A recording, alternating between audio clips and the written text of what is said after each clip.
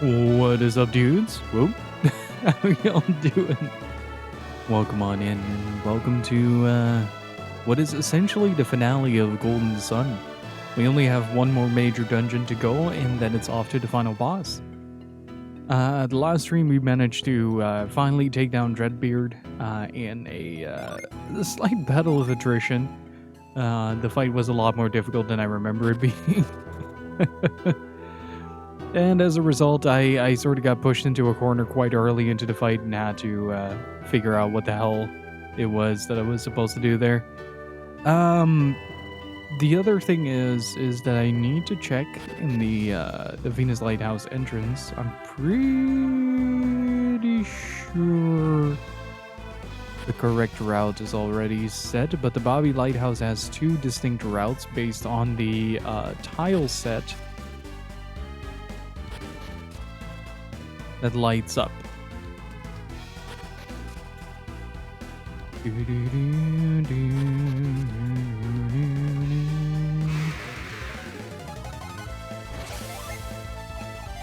Oh, right. My brain did not process correctly that everybody was still on the extended classes. I took some time last stream to update everybody's classes to some more mixed utility, and I'm hoping that this will actually help out a little bit in the long run. I know that Isaac is gonna take a good while to be in prime condition, but I should be able to get the others in a decent setup as well. Oh wait, no, go back. And how's it going, Thomas? Good to see you. Yeah, okay, we're on the good route.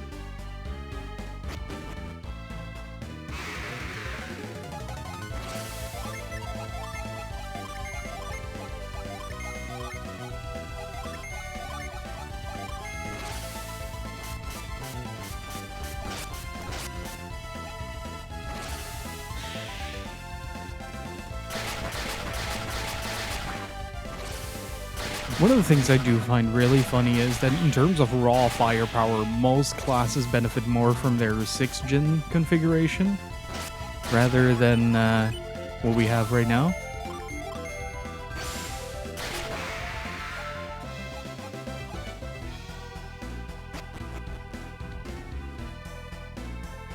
And I also have Star Ocean 3 set up. Had a little bit of a panic moment earlier today. I was like, oh man, I really gotta take a look and see whether or not I need to set up the PS2 in order to do this. And then I came to the hard realization that I forgot where the hell I left my converter. So I turned the house upside down in order to set up the converter. Hey Loin, how's it going, dude?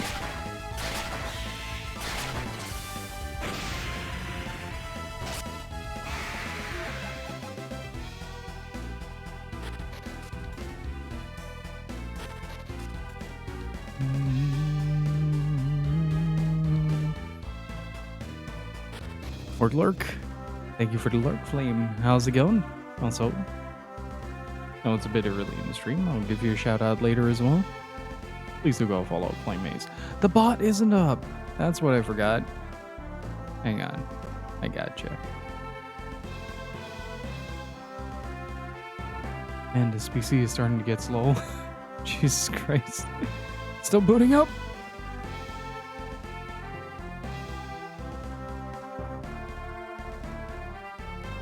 Let's try that again.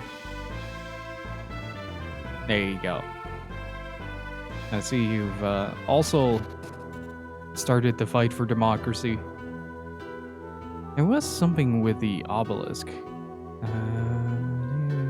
Go out of the way, you creepy child.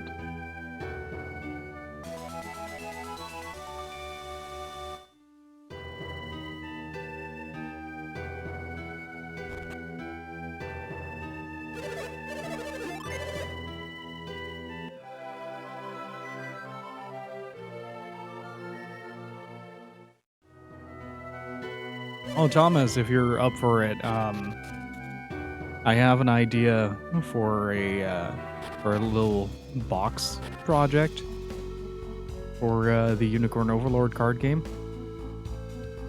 Because when you sleeve the cards, they don't fit into the thing anymore. No.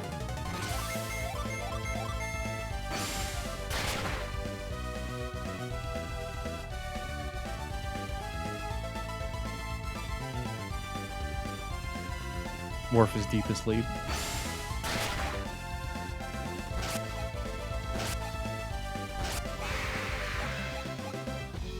I think I heard two questions. First one was how are you doing? The second one is that I might have a project that you might be interested in concerning a designing a box for the Unicorn Overlord card game. Hey, buddy.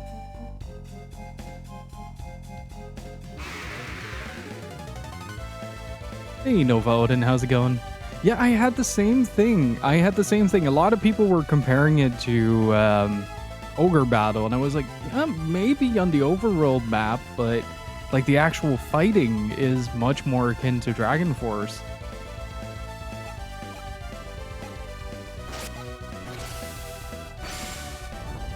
But I guess like it's like an understandable obscure reference because like it's a very low print game of a very Sega Saturn game. So I can kind of understand why people were looking at me like I was an idiot.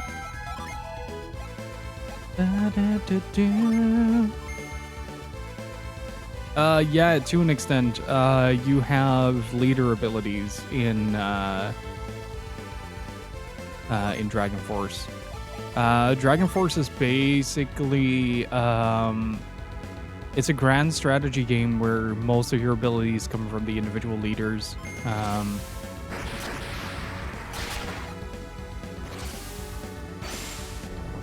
Like, leaders will grant units certain boons and buffs, and then you have generals and I think lieutenants as well that will contribute to that.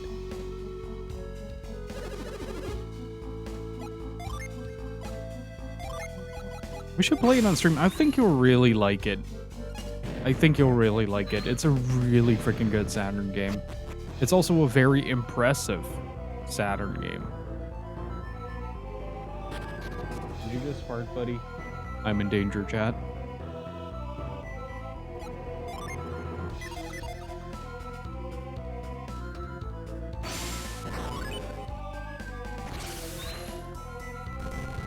If you believe in Sega Saturn hard enough. Dude, if I can get Sega Sanshiro to do my chores so I can play more Sega Saturn, I'd be on top of the world, not gonna lie. How's it going, Kiki Zembu?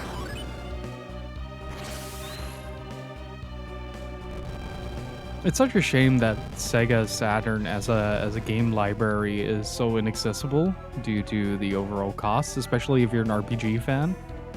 Like, it's like, oh yeah, most systems, like the most expensive game you're gonna find is maybe like 200 at max if you're feeling a bit unlucky. And then there's like the Sega Saturn RPGs that just go like, oh yeah, we want 1200 for this.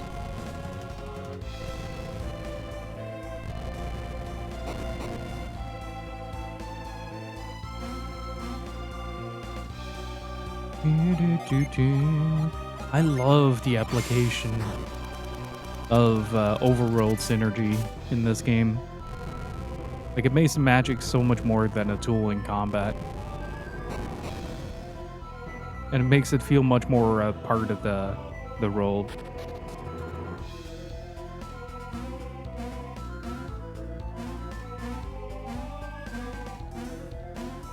I think this was closed off the last time we got here.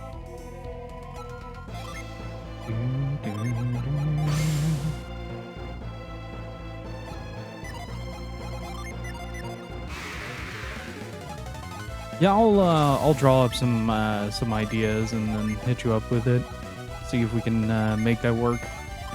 Also need to find a good vector logo for the card game specifically, and there isn't a whole lot out there that really helps with it.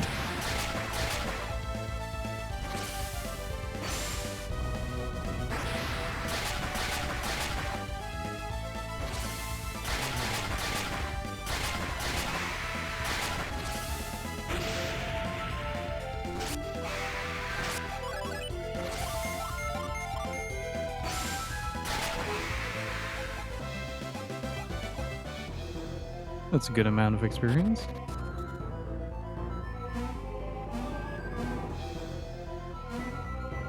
Also, on a side note, I'm sad that I only just learned about Extra Power Giant Fist 5 years after its release date and missing a Macaw's treatment.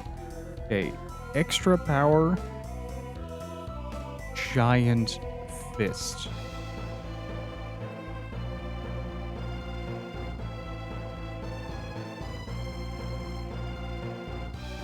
Good lord.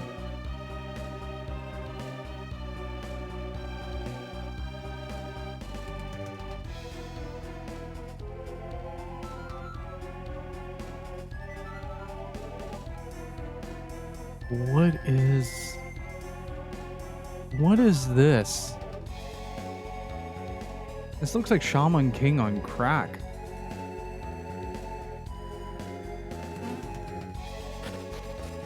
Yeah, it's possible to extract it, but like it also kind of depends on wait. Oh, wait, no, I see. Got it.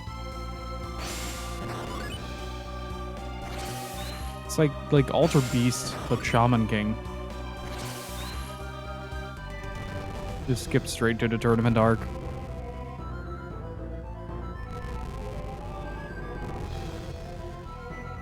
That's pretty cool that RPG Maker over the years has become such a versatile tool instead of just being something that makes RPGs,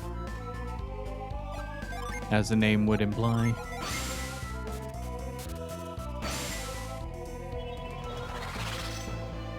I think we played a few RPG Maker horror games on the channel. Don't remember which one. I know Witch's House was one of them, but other than that... Almost! Chat!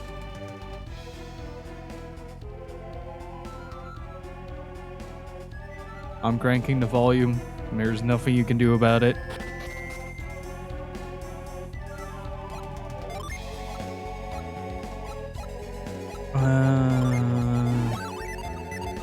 We're looking at dungeon. Okay, everybody is...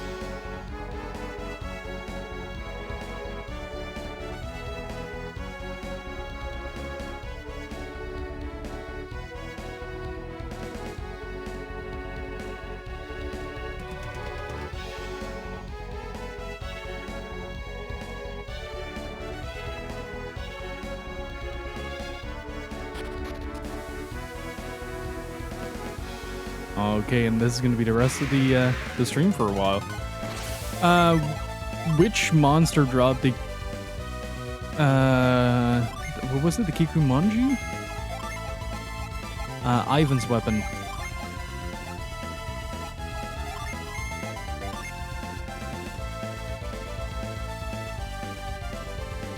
Hey, Barrelicious. This is on Switch Online.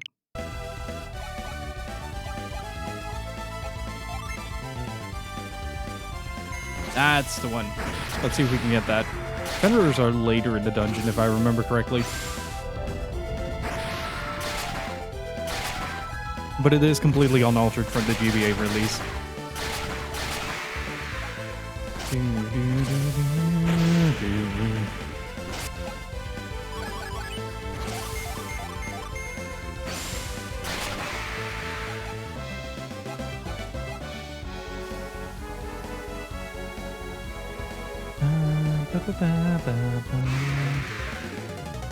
Yeah, this track really is Final Countdown on crack.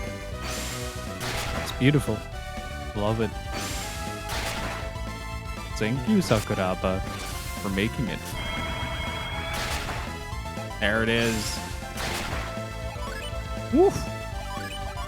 Okay, okay, calm down. I surrender.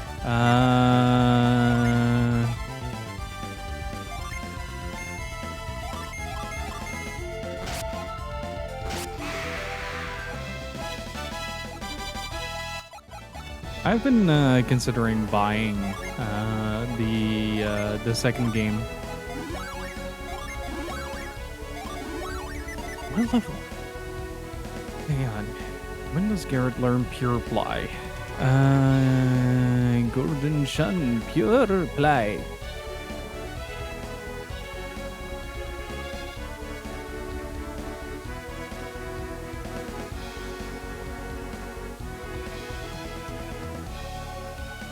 Level 34. Okay, we're a long ways away.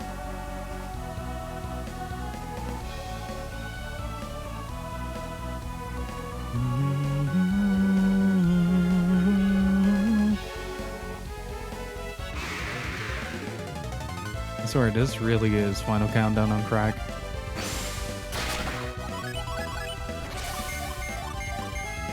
Have they ever released Switch collections for the older games like these? They did for the Mana series, and for the Saga series, they've been slowly working through it. Chrono Trigger has gotten a new release, or Chrono Cross.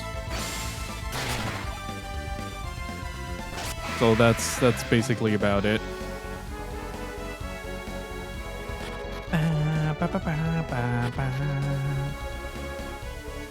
God, I love this song so much.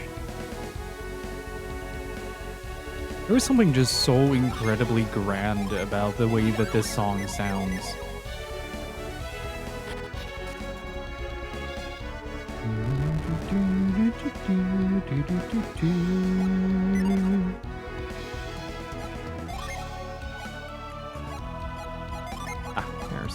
There's Gary.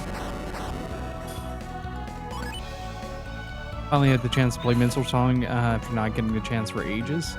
It's such a good series. I recently got exposed to it. Well, recently, I should say,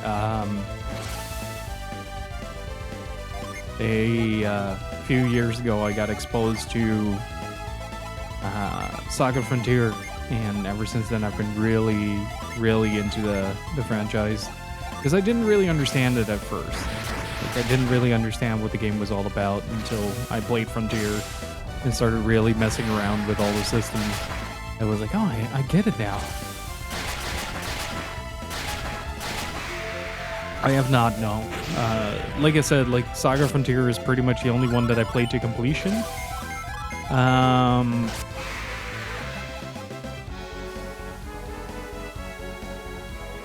Let's see, there's Saga Frontier. Wait, where's the dang thing? Isn't that here? No.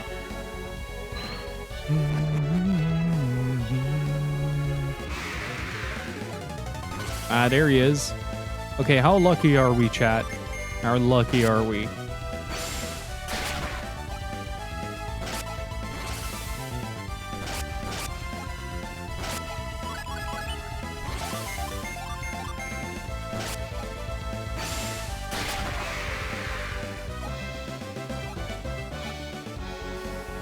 Not as lucky as I'd hoped.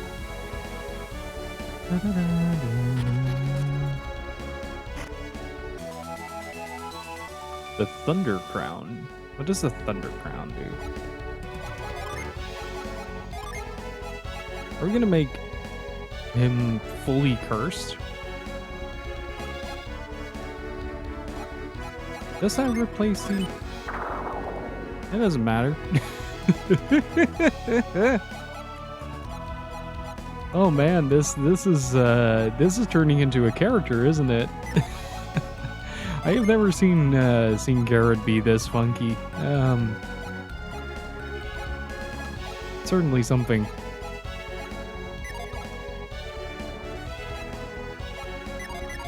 Still, one of the only downsides to this game is there's no like clear distinction between. Ooh. Forgot these existed.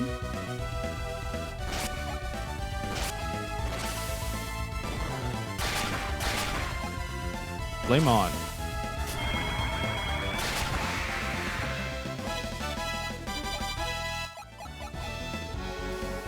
It's gonna be really funny if I hit the 30s by the end of this game, though. Oops. Let's just use Mia for this.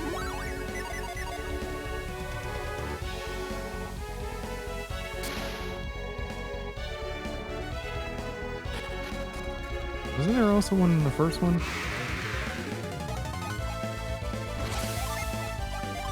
Blizzard dude. Yeah. Big fan.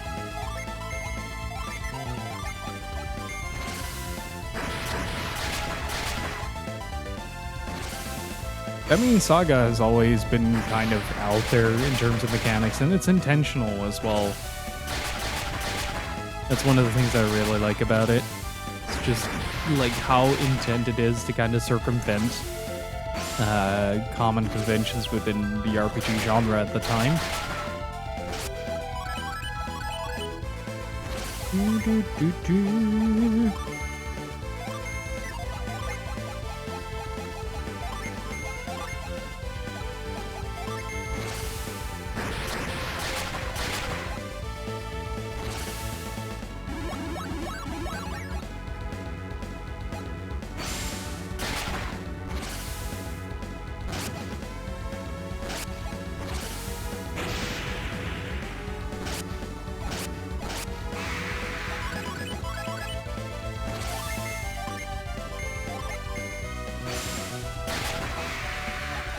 Oops.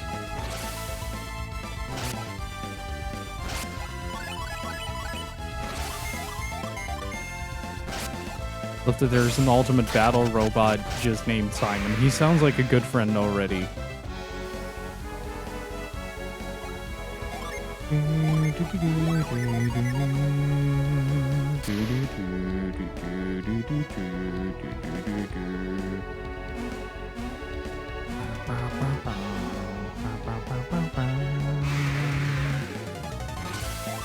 Are we lucky, chat?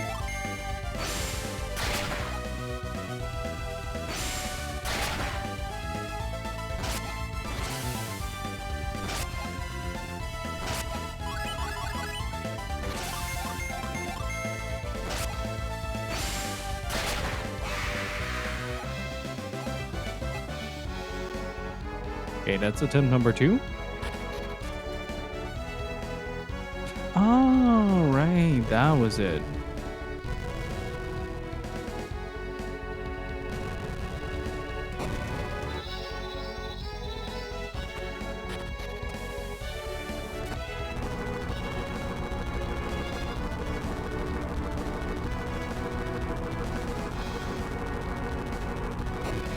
No, that was Mia.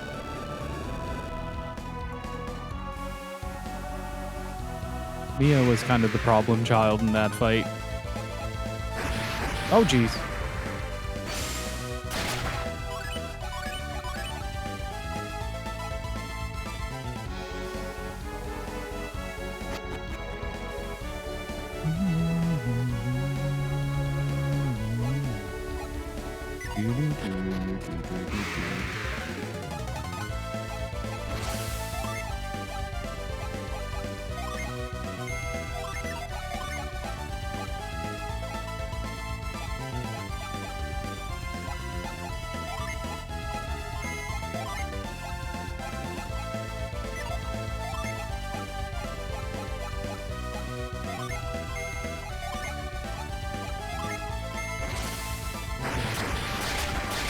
Garrett is now fully cursed, but we don't care. We have items to circumvent that. It makes it less of a problem.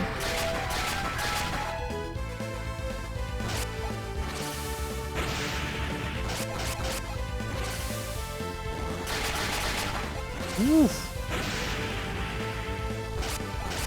Rough audience.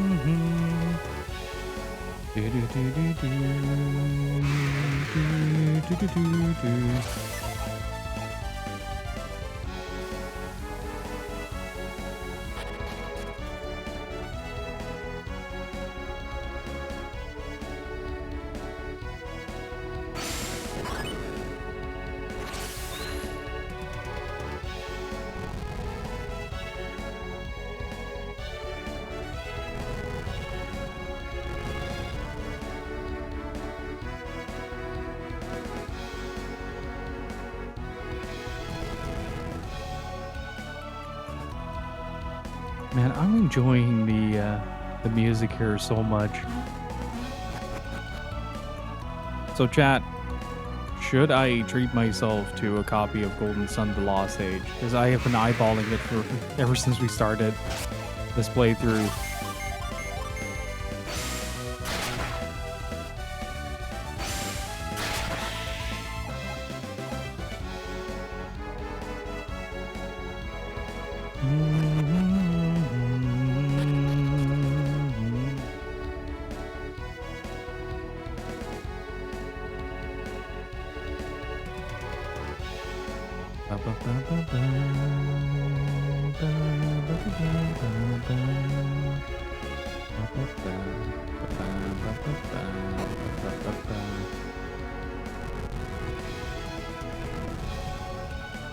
Hey, Brickhuster, how's it going?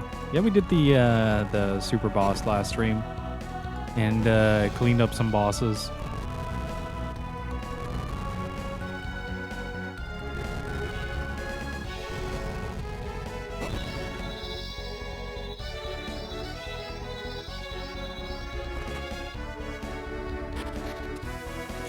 It's really funny to realize that there are certain sound effects that are tied to specific sound channels. So like the drums in this case are tied to like track 3. But if there's like a sound effect that plays that does like the drums in this song, for instance, like it will mute the drums in favor of the sparkly noise.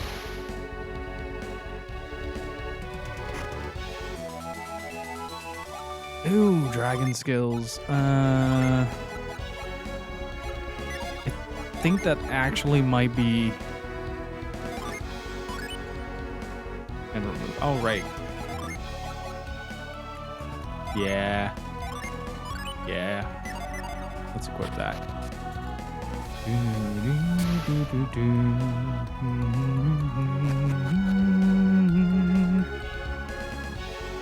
Ba, ba, ba, ba, ba. Do.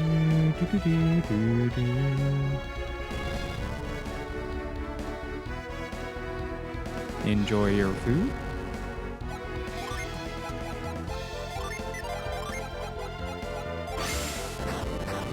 Yep, Garrett is now 100% cursed.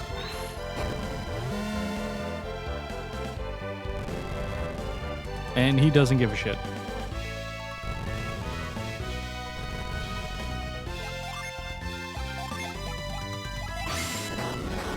He's also our secondary healer, which is also just kind of against his character.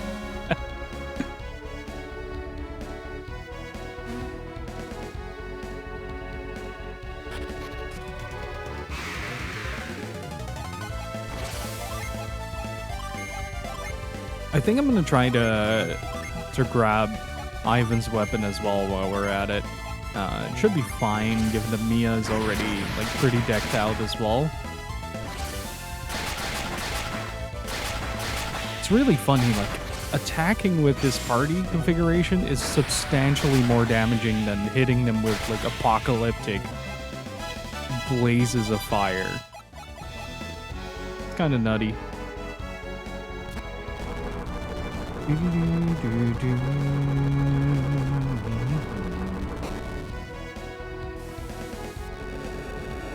Yeah.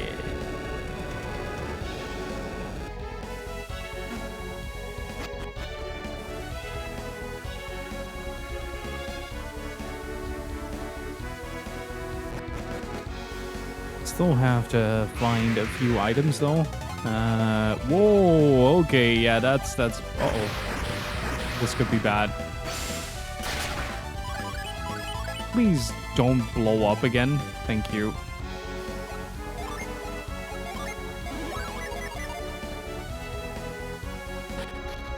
But yeah, Garrett is basically 100% cursed here now. So, he has Muramasa. The Mirror Shield is pretty much the only thing that isn't cursed. Then he has the Thunder Crown and the Demon Mail. And the Cleric Ring removes the curse effect. So, whoa.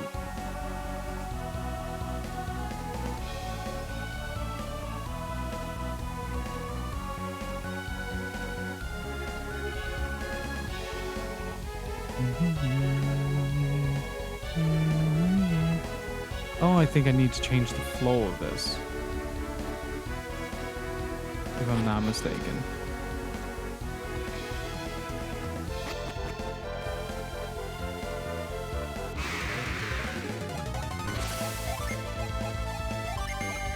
The Cleric Ring is doing some very heavy lifting, yeah. But originally I also had a cursed item on Mia, and that's the thing that really killed me during the Dreadbeard fights.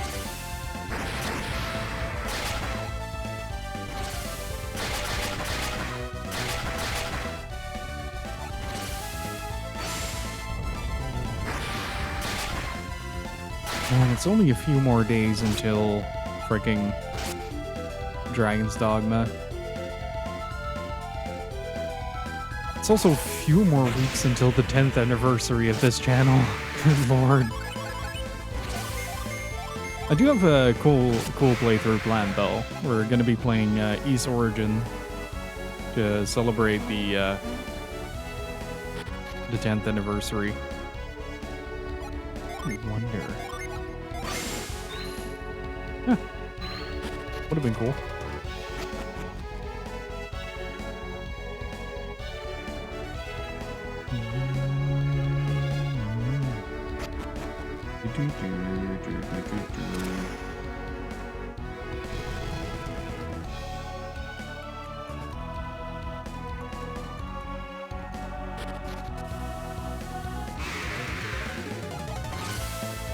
Ooh, Fenrir.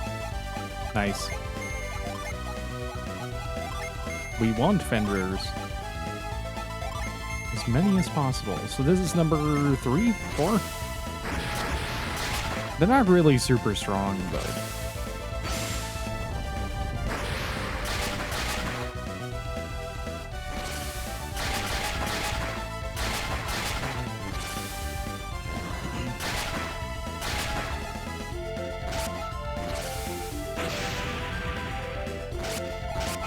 Also, I completely forgot that Star Ocean 3. I was setting up earlier for Star Ocean 3, and I forgot that Star Ocean 3 is a 2-disc, 2-DVD game. It's kind of wild.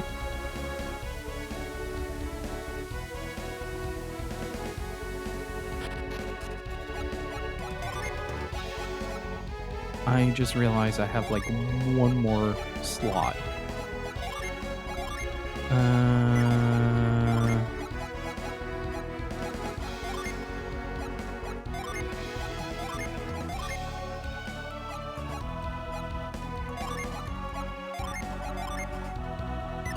Threw it down the gauntlet.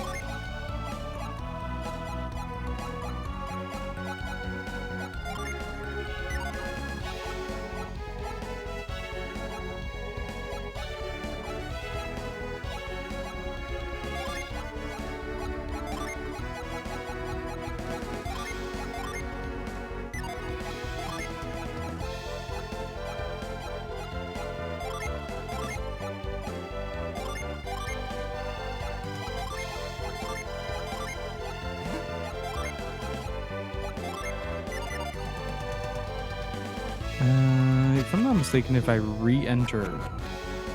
Yeah. There we go. Which also resets this.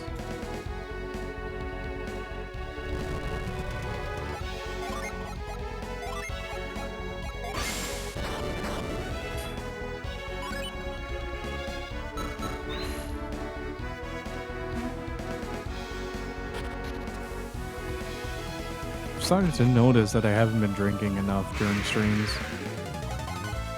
Ooh, Fenrir. All your souls belong to us. One of the biggest downsides to having a full inventory is that once you do get something that's useful, it usually ends up just dropped on the ground. Well, we can't carry this, so might as well just leave it for the vultures.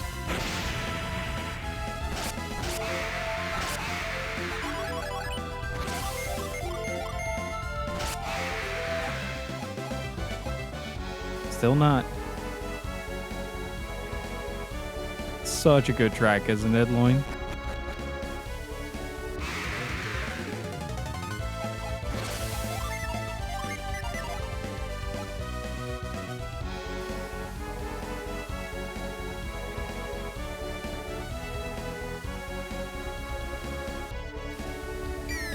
Alright, that just leaves you there. Gotcha.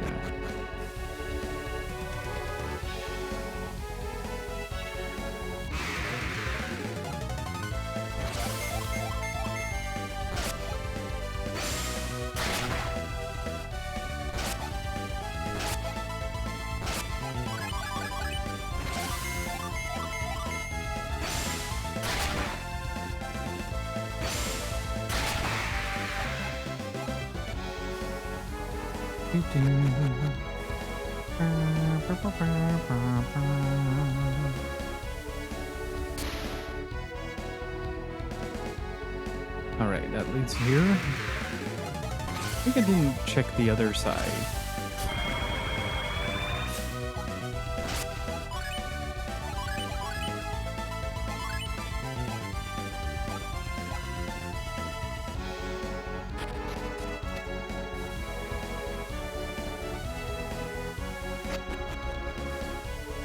You know what I would love to see at some point in my life? I would love to see a Golden Sun orchestra.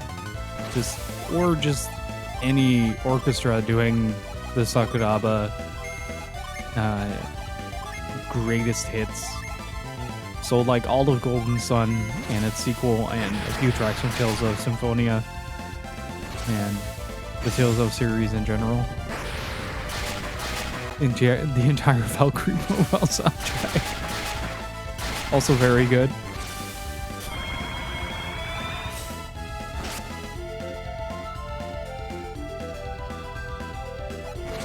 Worf is incredibly asleep right now. Oh, that reminds me. I keep forgetting to do this. Hello? Where did my mouse go?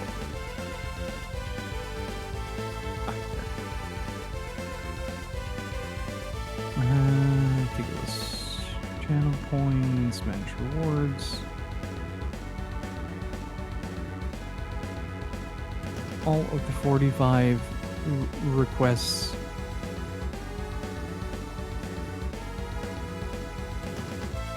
have been completed to Pet Wharf. And then some.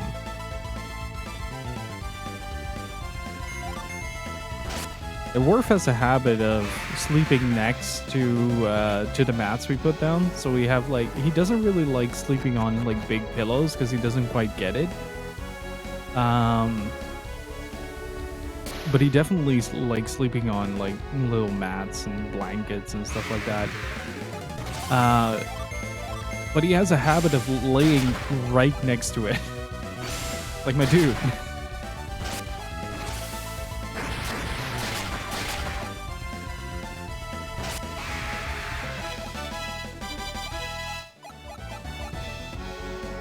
I like it when BP go up.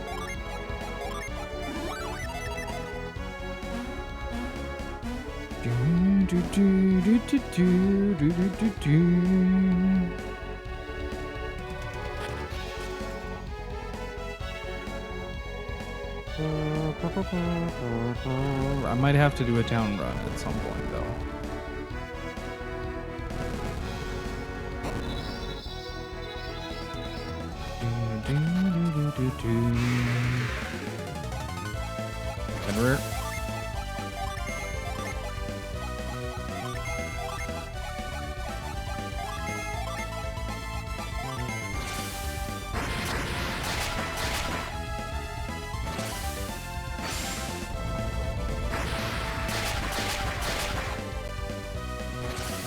I've been playing the Evercade a lot more than usual recently.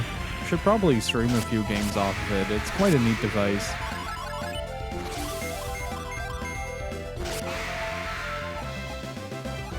Ah? Huh.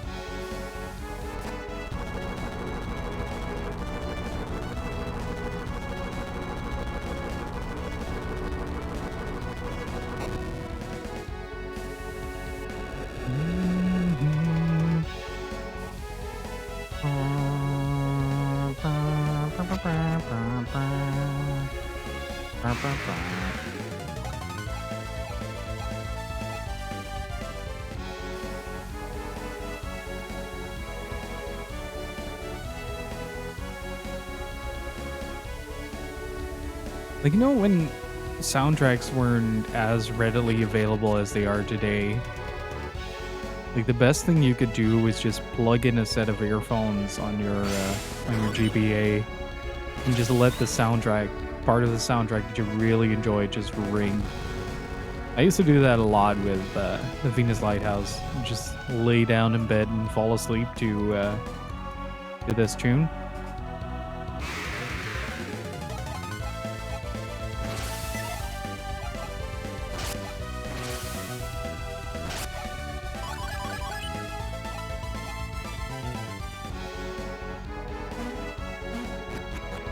Like this and Elemental Stars are probably my most run tracks on which I ran a bunch of batteries dry. I did the same for the Mega Man Battle Network theme, like the opening theme.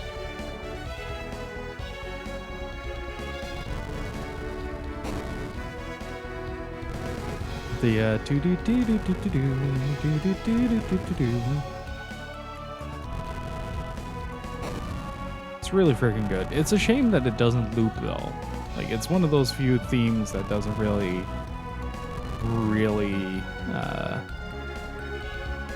I think it just plays once and then it times out the menu, goes to like the logo splash screens, and then you get to enjoy it again.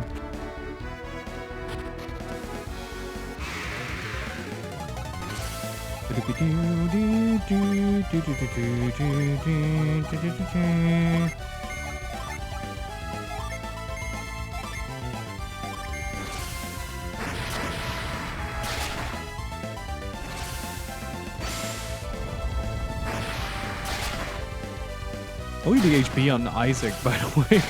Good lord.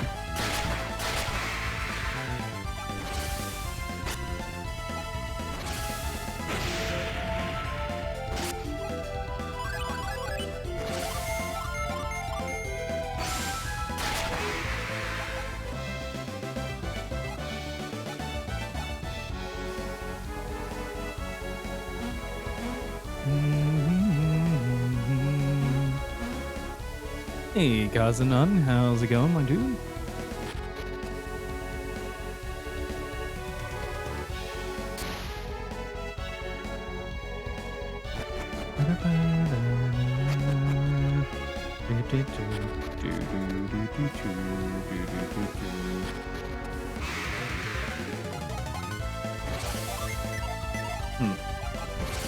Damn.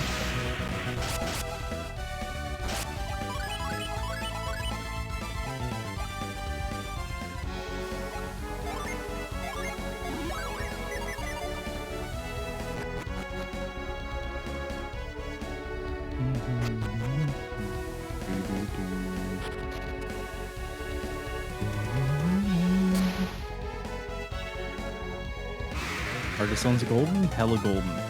Incredibly golden.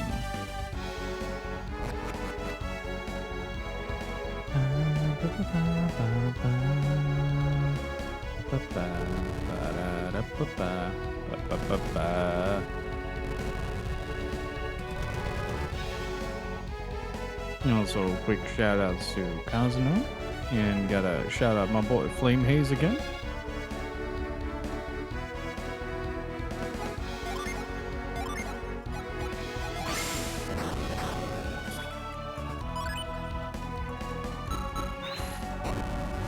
Ooh, WoW is blasphemous too. How watched a buddy of mine play through the first one.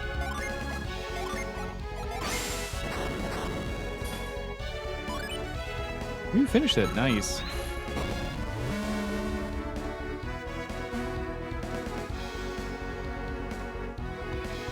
I wonder if this does something outside of just allowing me to pass.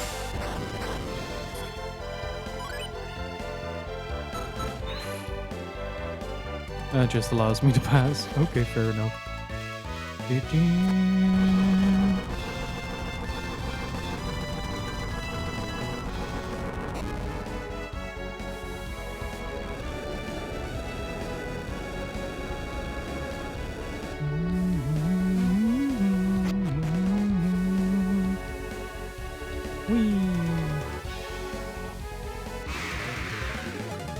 No fender.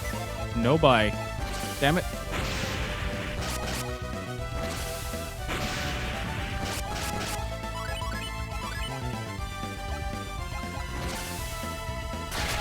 Okay, we're finishing this. Now it's getting rude.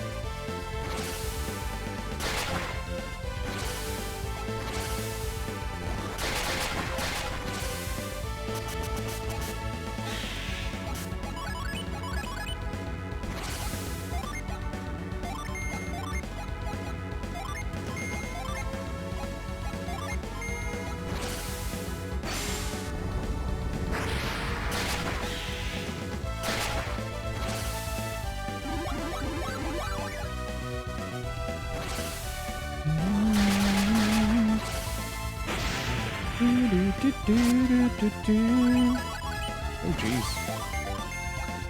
He is still alive. He's no longer alive. That does give me a good amount of experience.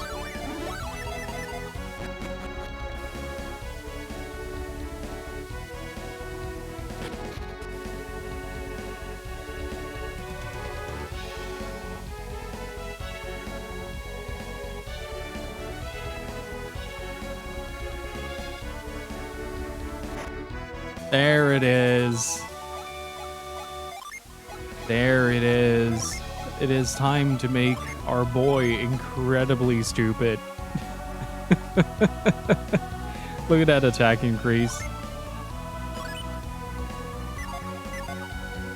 And given that most of our things are currently based off auto attacks anyway, that's going to benefit us. Let's see. Boost earth power.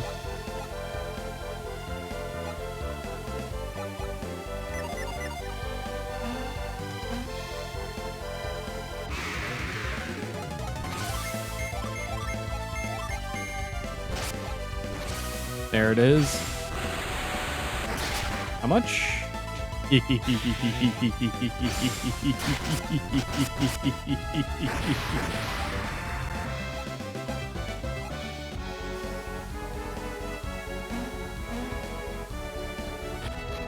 Just imagine everybody just struggling to do damage, and here comes Isaac.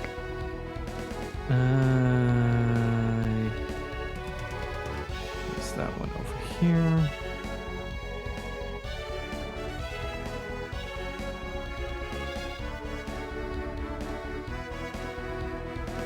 I feel like I'm missing one.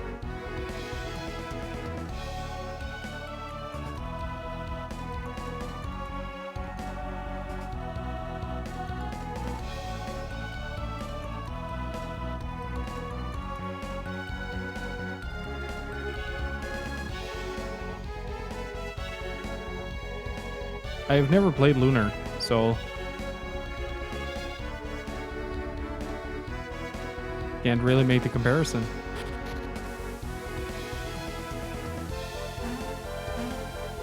Wait, this is where I came from?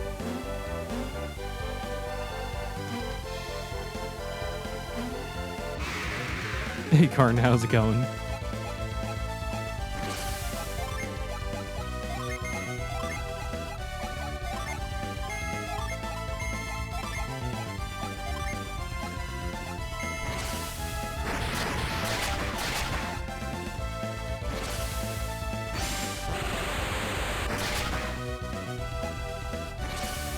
Such insane amounts of damage, though.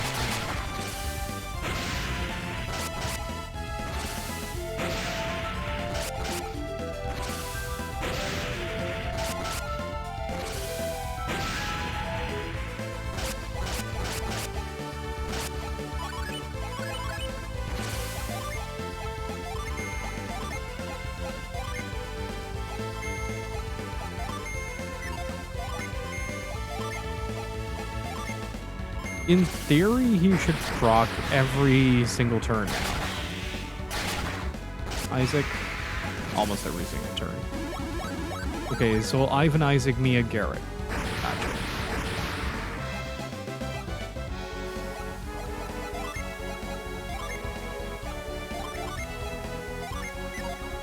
That was the most workaround way I could have possibly done that, but I'm okay with it. It checks against every item.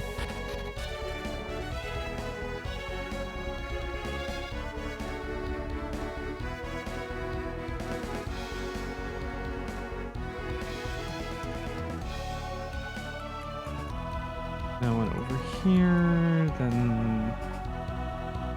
So this one goes here, and the right one over here, and that one...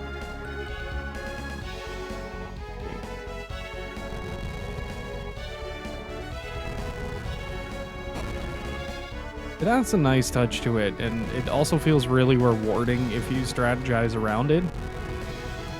Hey, Graphicus, how's it going?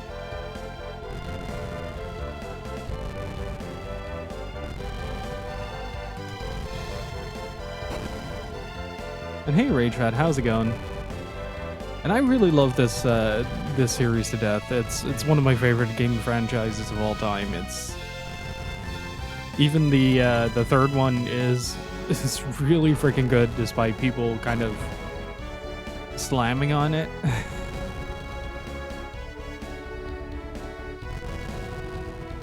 It just kind of loses the battle to the first two. That's its biggest crime. That is just doesn't keep up. That's it, really. I thought it was just two. Dark Dawn, released on the GBA, takes place about 44 years after the second game.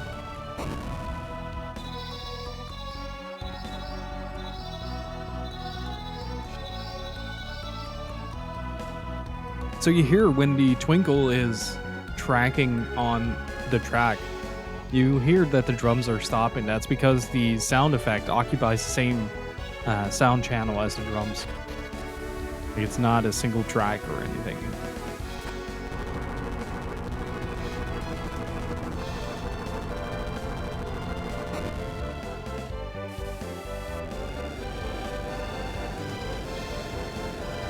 Oh yeah, but that's kind of like a Camelot staple. It's something that you really get used to once you start to interact more with their library.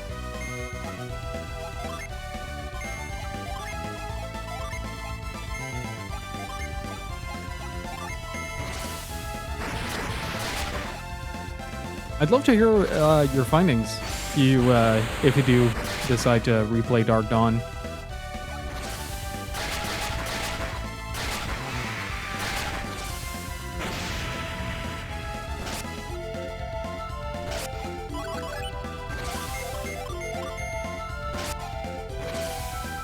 This is what I mean with Isaac is now stupid.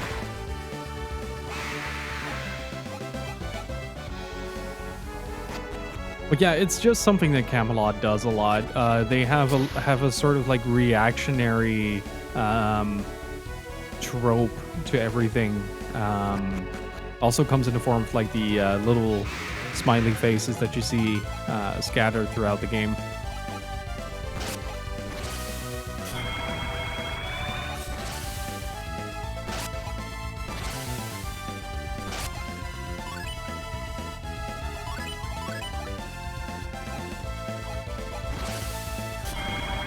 Also, pointless yes no questions. That's true. Yeah.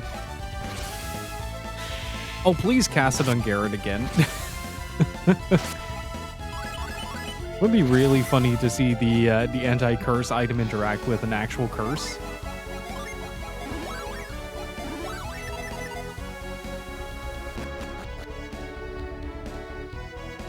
Yeah, again, just like I said, it usually is because the game kind of over relies on that reactionary type of dialogue that it sometimes feels quite unnatural. I'm gonna try for the sword, by the way, just checking if I didn't already get it.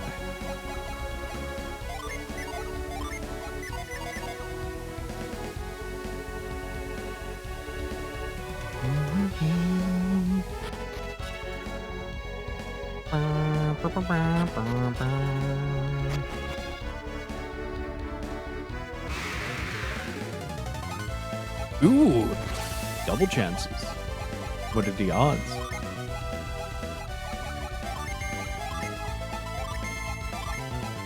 I usually would get it by accident because usually when I arrive at the Venus Lighthouse, I'm like level 20.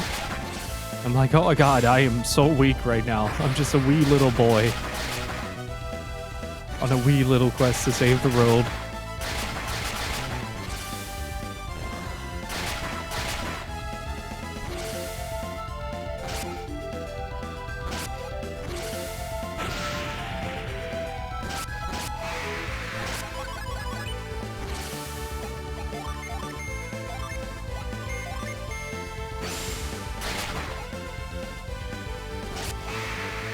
Somehow it now feels really strange to see, oh, he is a ranger? Ah!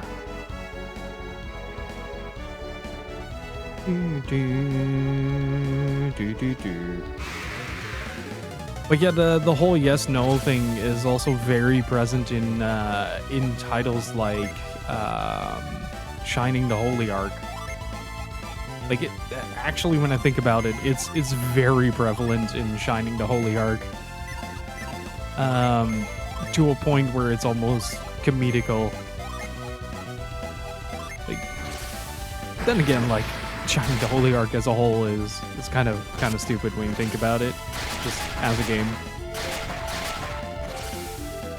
It's basically Dude, Where's My Car, but with aliens. Hey Nab, how's it going?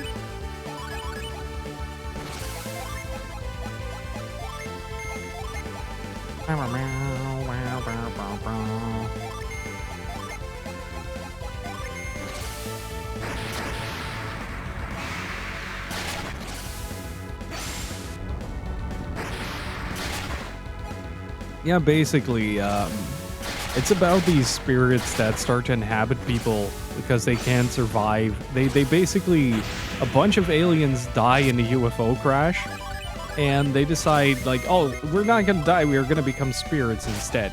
They're gonna start doing, like, this thing where they start possessing people who are then perceived through, like, religious sects as like, the chosen ones. But they're not. It's just like, oh, if I don't possess this body, they're just gonna fucking die.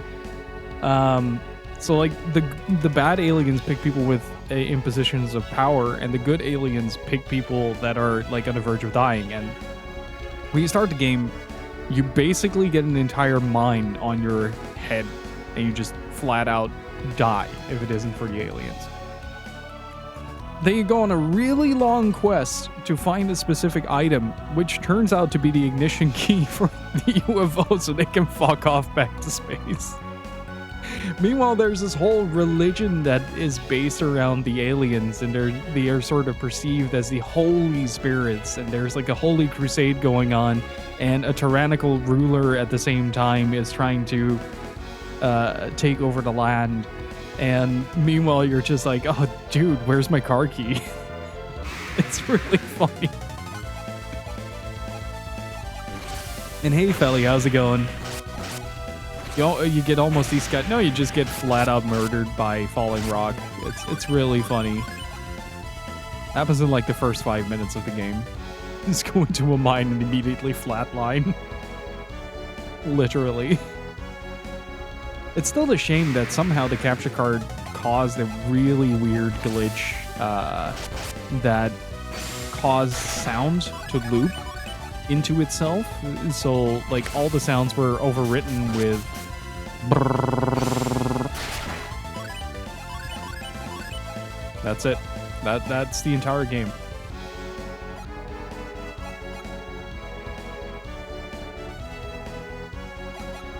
I mean, it could very well be now that I think about it, but yeah, generally it's a really goofy game.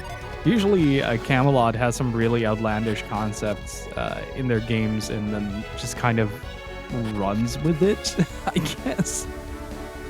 But I really like it. It gives their games a very undeniable charm that is incredibly goofy, but also very, very engaging at the same time. It just kind of... Shining the Holy Ark in particular is just extra funky. Okay, it's good to know that the Synergy Crystal doesn't respawn.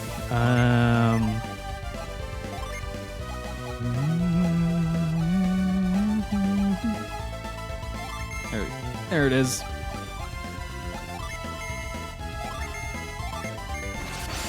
I mean, up until like I think Camelot at some point stopped working on the Shining series from Shining Soul onward. Shining Soul is still worth playing. The rest, not so much.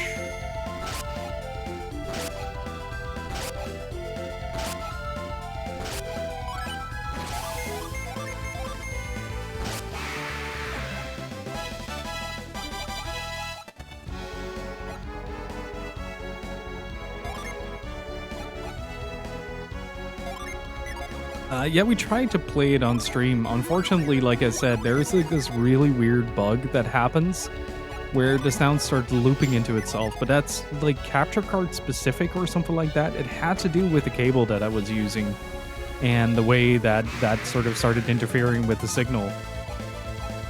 I don't know the exact... Oh, the graphic design is basically just the same as this.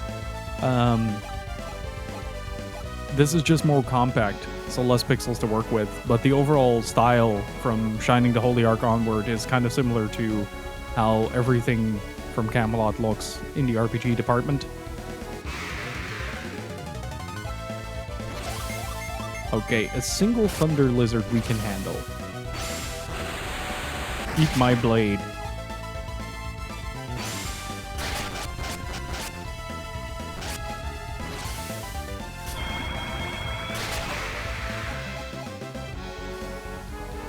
I'm trying to find Fenrir's. Fenrir's drop incredibly... I don't need it. I'm strong enough to beat the final boss now, like way stronger than I probably need to be, but at this point it's just funny.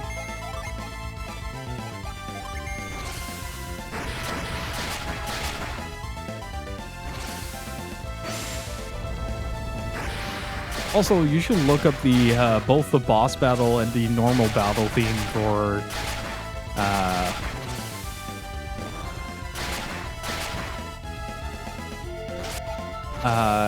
both Shining the Holy Ark for Shining the Holy Ark. It's a really fucking phenomenal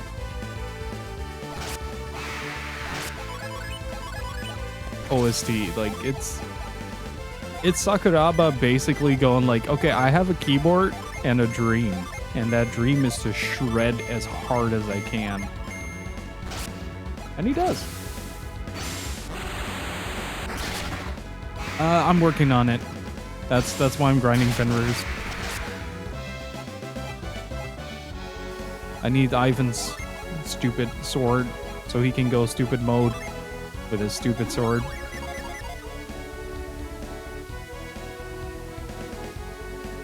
It's really funny though. Like Ivan is supposed to be a really weak character outside of his synergy usage, but give him the rare sword, and he'll start demolishing the competition. It's really funny. What did the Griffins drop again?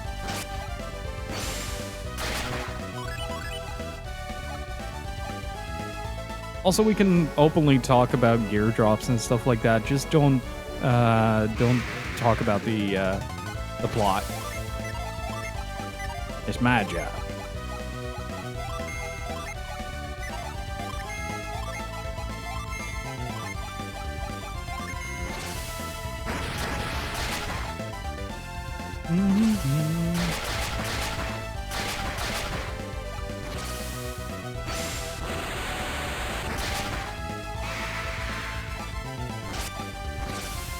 Bonk.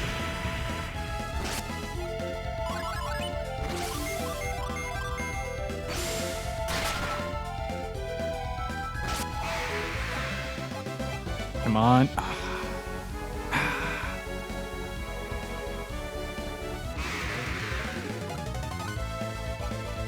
Another Griffin. Wait, what is the armor called?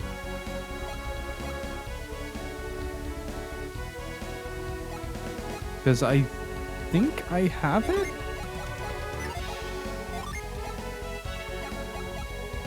That one? Oh, it's the robe, right. Right.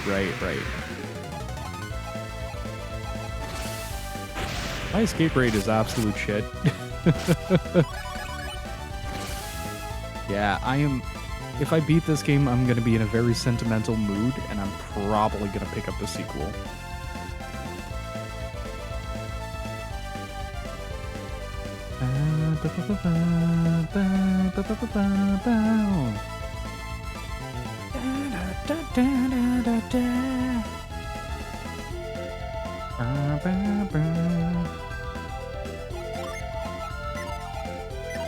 Let's just try to run, yeah. Probably safer.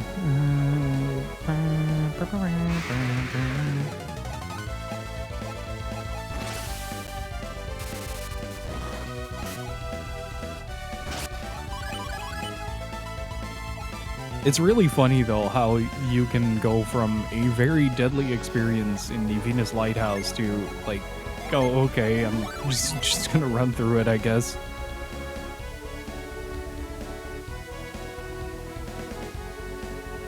Not like I have anything better to do. But Nab, if you want, they're available on Switch Online. Woo!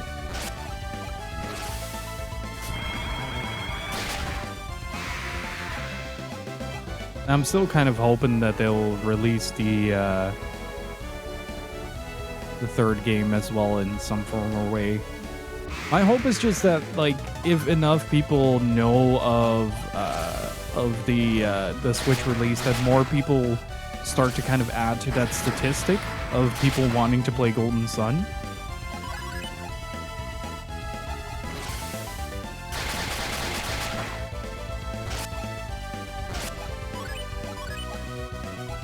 Man, imagine running into here with like 200 HP. Gonna be me.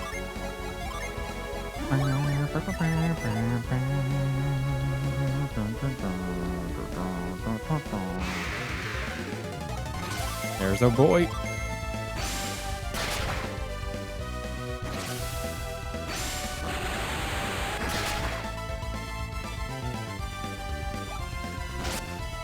They made a third one. There is a third. There is a third game. Please don't forget about Dark Dawn. How's it going? See you for yourself. Good to see you.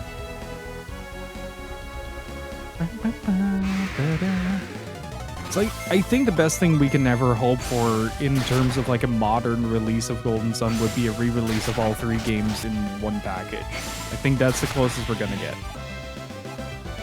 No, Lost Age is the second one.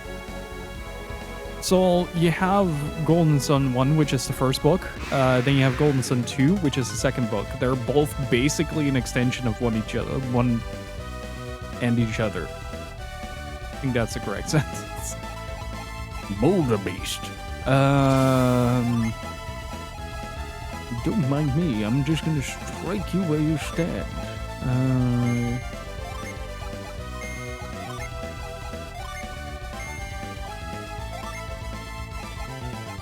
Speaking of compilations on a single cartridge, I was quite miffed about Monster Hunter Stories not including the second game on the cartridge.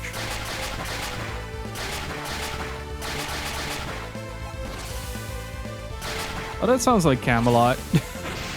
It's just, I don't want to do it. I'm lazy. Leave me alone.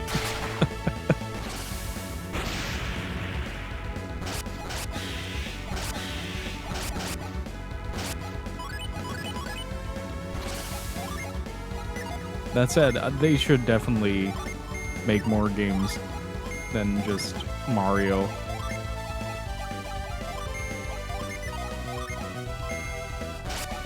They made really freaking good games on the Sega Saturn though, like Shining Force 3 and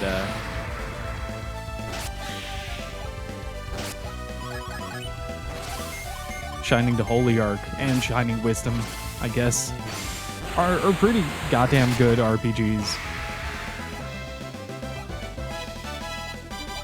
Oh no, I feel so sorry for Fusion Dragon right now.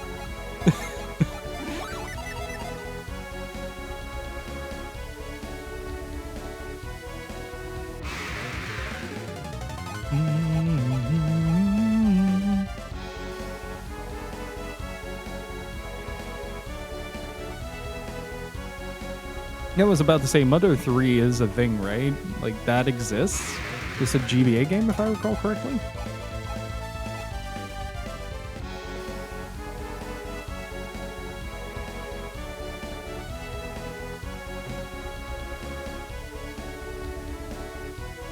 So one of my goals this year has been to kind of finish out a bunch of franchises that I haven't really delved into in a while, that I started but never quite finished. So if we beat this game and there is time left, like say like at least an hour and a half,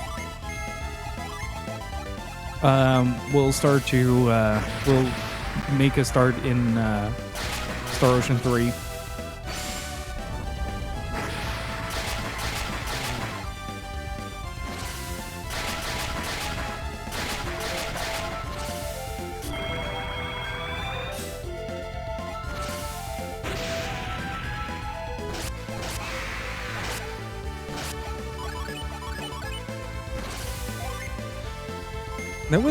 There was a little bit of a discussion earlier during the Golden Sun playthrough about a Final Fantasy VII remake style of remaster for Golden Sun, and I honestly I don't see that working. Like, one of the main reasons I love this game so much is just like, it's such a GBA game. Like, if I think about a video game that personifies a platform for me, I usually go to like what is a good one for the PS2? For PS2 is Dot Hack for me, right? PS1 would be Final Fantasy IX, and for the GBA it would be Golden Sun. And like, this series is just incredibly well made.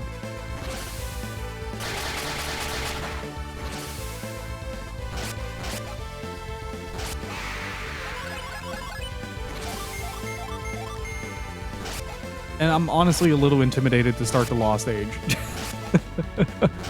But that's partially, I don't know how hard the items carry over, but it would be really funny to get the... Oh.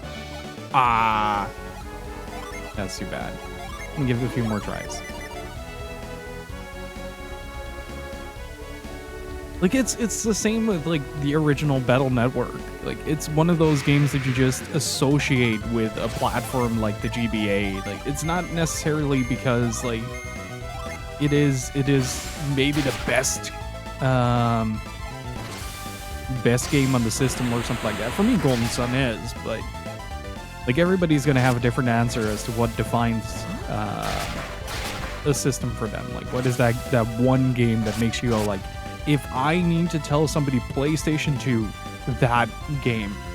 Like I either start throwing copies of The Bouncer and Shadow of Memories at people, or I just gently show them the Dot Hack quadrilogy.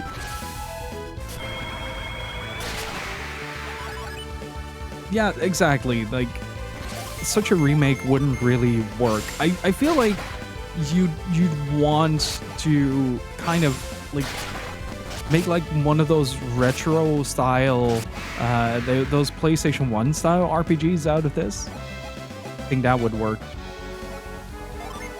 Mostly because I'm biased.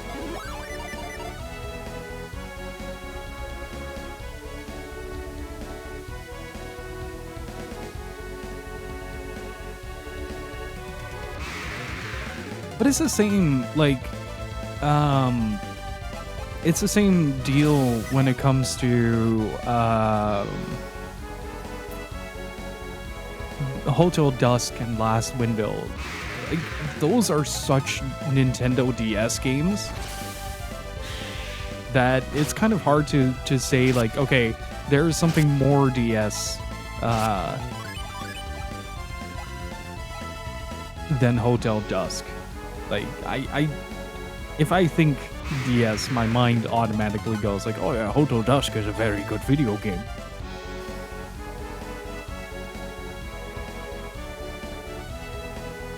But it's the same, like, for instance, like remaking Tales of the Abyss. I don't think that's gonna work. For one, like, Luke is very hard to digest in the early game. But it's also a game that just kind of would crumple under its own weight if it tries to like emulate what makes the original good. Elite Beat Agents is a good one, yeah. Yeah, the original Pokemon games are definitely like system sellers. Wait, really? Moonwalker? I would not expect Moonwalker out of you.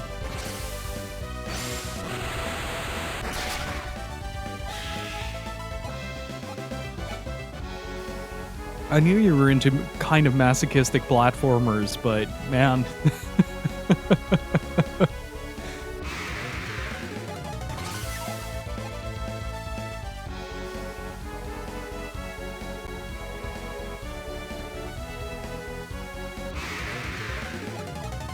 I remember you having a Master System, though. Like, you were pretty much the only one that I knew that had a Master System. Like, for me, SNES is an interesting time, because, like, if I go by PAL,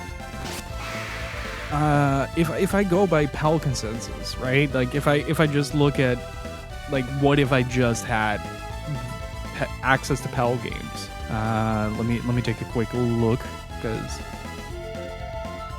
I'd like to be accurate with this. Like, if it was just PAL, I'd probably choose something along the lines of, like, Secret of Evermore or Terranigma. But, because, like, we never got games like Chrono Trigger or Final Fantasy 2 and 3. But if I go with, like, worldwide releases, for me, because I did play Final Fantasy 6 growing up, because I had, like, one of those converters. Also, Final Fantasy 6 at, like, 50 hertz it's something. It really is something. One day I will show you guys.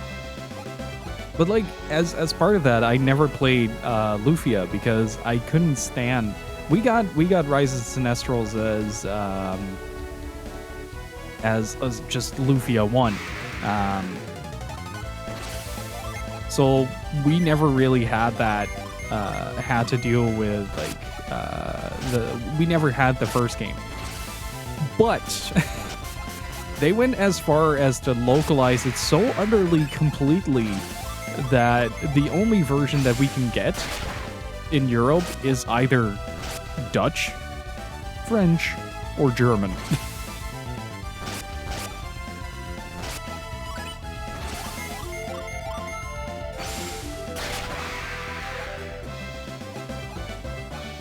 So close. I can feel it. I can feel an absolutely broken finale coming in, because if I hit that platform, I should be going to the final boss. I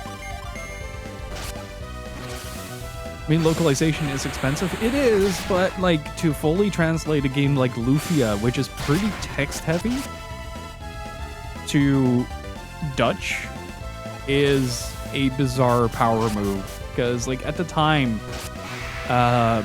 nothing really got that translated.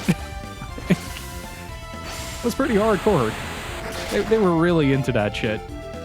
But as a result, I never got to finish it. I did play Ruins of Lore though on the GBA. That was a really good experience. I like that.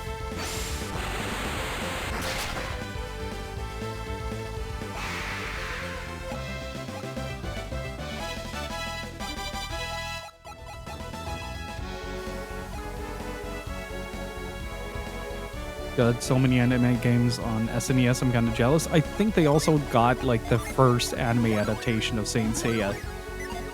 I think Le Chevalier du Zodiac, or as it is also known, Saint Seiya Ogen Densetsu, Legend of the Gold Lion. It's pretty good. I don't understand French. But it's a pretty good game.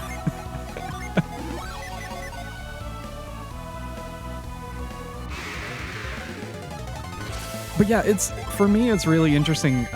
Like I grew up in a kind of like video gaming sphere of like it didn't really matter where a game came from, because like most of my friends had a jailbroken PS1 or PS2 at the time, and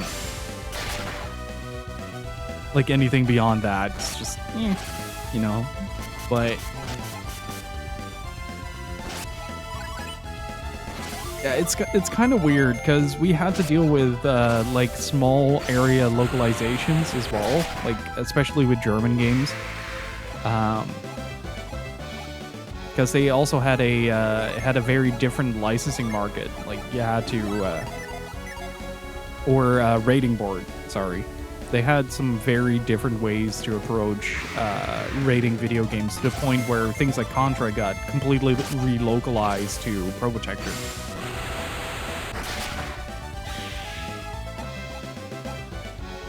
Alternatively, if you want my own opinions regurgitated but right back at you, boy, do I have the place for you. There you go.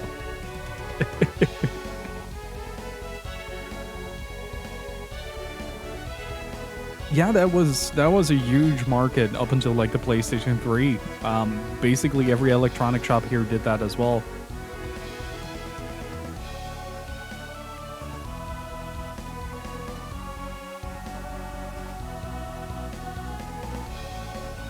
And then we had like spindles of burned games. Like it was something that a lot of people did, especially with like the newer games and stuff like that coming out.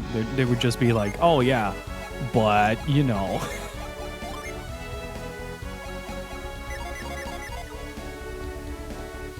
Like I was in a kind of like a strange spot in that regard, in that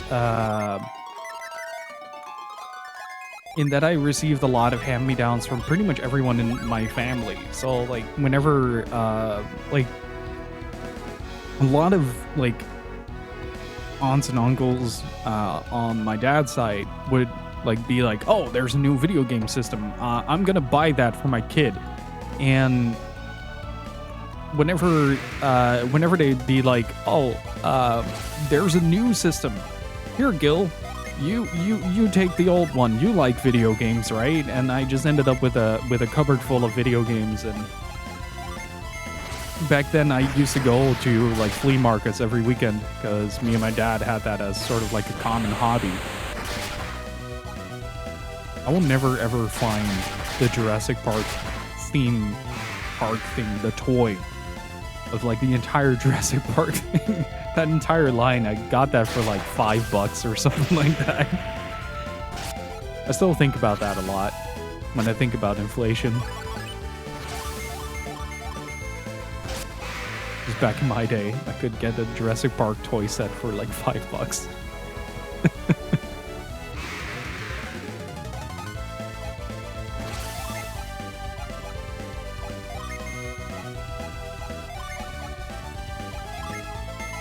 And we also had a pretty cool economy of secondhand. Like we really peaked early with that kind of stuff.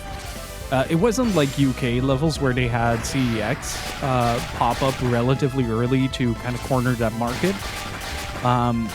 But a lot of stores would have like what they would do is they would sometimes, when they take in games, they would sell it at a discount. So we had a toy store here that had like a gaming department that was just basically a wall of games, and everything that was on the wall was new releases. Everything that was down in bins was a bargain bin. But you gotta imagine like, hang on, let's say like 40 square meters. Let me translate that to square feet. So about 430 square meters of wall, a lined wall with video games, and then the bargain bins around that. And they'd cycle pretty quickly as well because they were pushing out large volumes. Found Final Fantasy Legend 2 at a flea market, and that was a core memory because I saw a Let's Play of it months before, and I really wanted it. Man, I recently had dived, speaking of Let's Plays, it's a really good find, by the way. Speaking of Let's Plays, I recently dove back into the LP archive again, and I miss that. Like, just the walls of text telling a story of somebody playing a video game. Like, nowadays with streaming, it's an extremely obsolete form of like documenting your playthrough when there's just video available. But there's still something magical about it, just the way that people talk through text rather than through speech or communicate.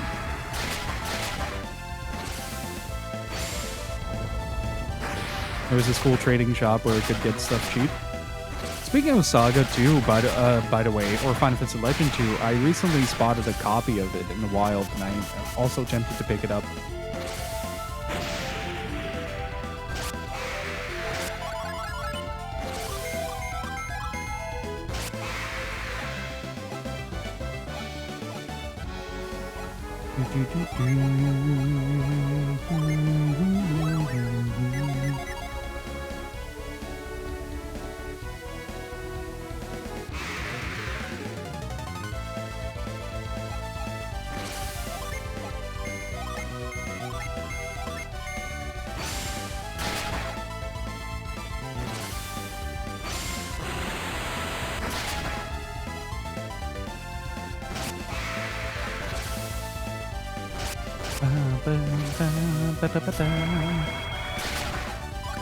Wait, what?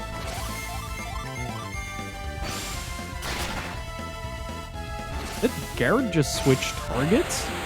I thought I assigned everybody to the... Still nothing. Do we just risk it? Like, everybody is like level 30. Let's get everybody to level 30. And then start going on a rampage. We're gonna be pretty selective on that.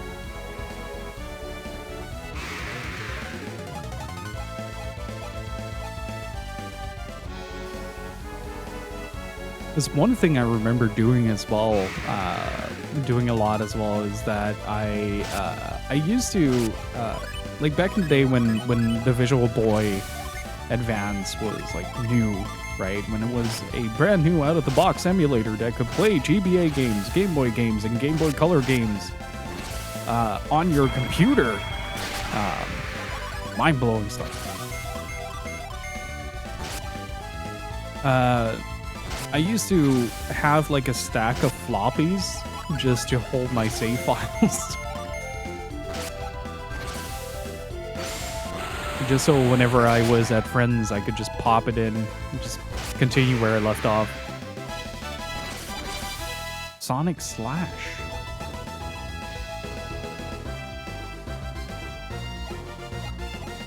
It's very simple. Do tell me more. Because I would very much like that sword. It makes Ivan extremely stupid in case of emergencies.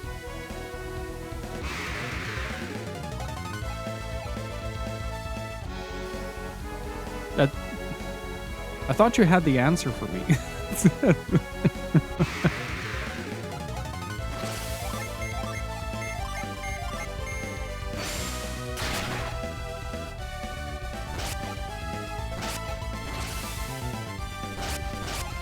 Oof, that's a crit.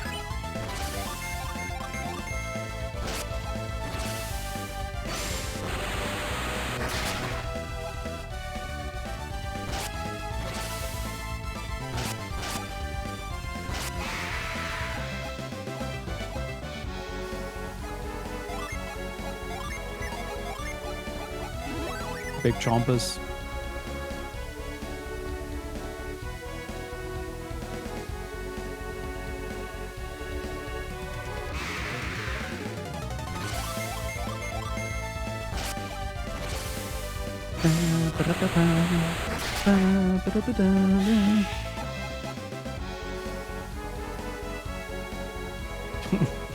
Morphus completely knocked out.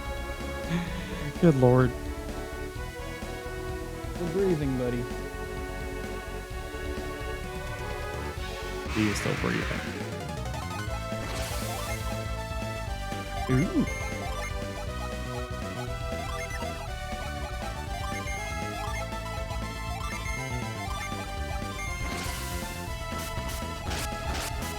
Oh, that's better. That's better damage.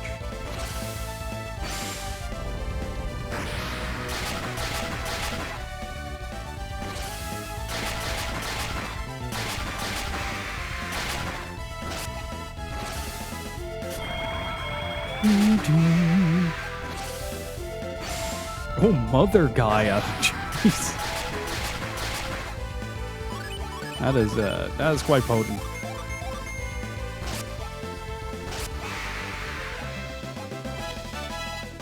Everybody is at least level 30. So wait, I'm gonna check if the items carry over. If they don't, then this is...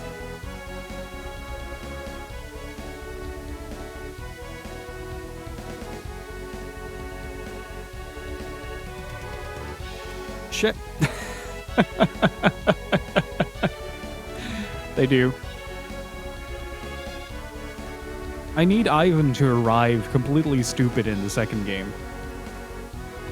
Okay, let's read up on this.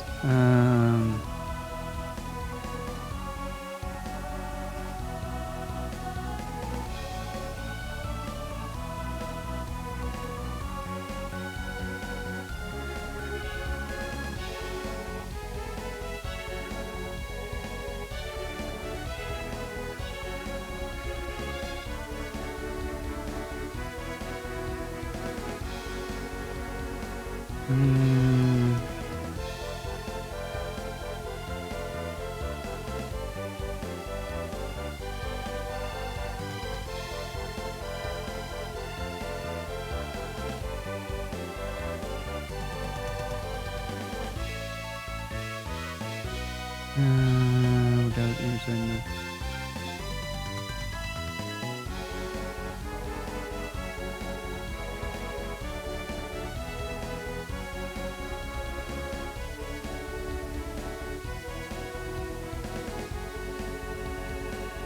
Okay, so kill with the Jin.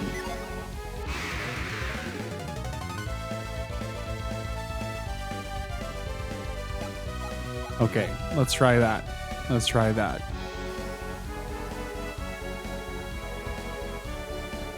I like that there's a note for the reset method that says this will drain your batteries faster. The only thing it's draining is my mental battery.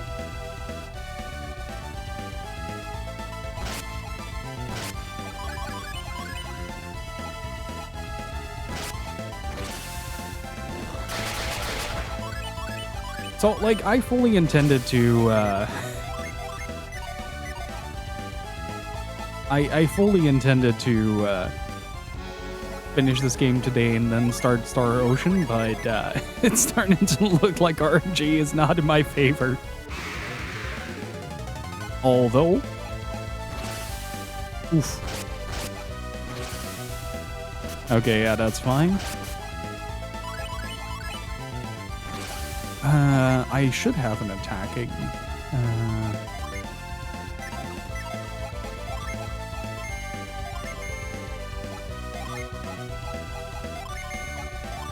He doesn't have any...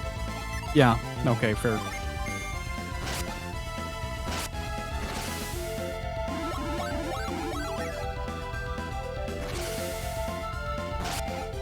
Yeah, I just needed to heal real quick. I'm gonna take care of that Manticore first and then try to... try to set it. Oh, try to set it. See if that works. Nice. Nice.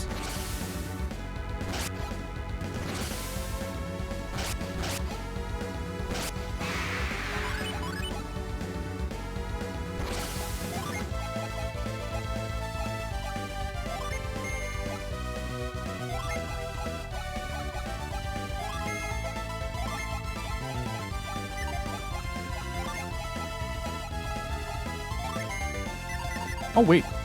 Wait. Wait, I know who has the other ones.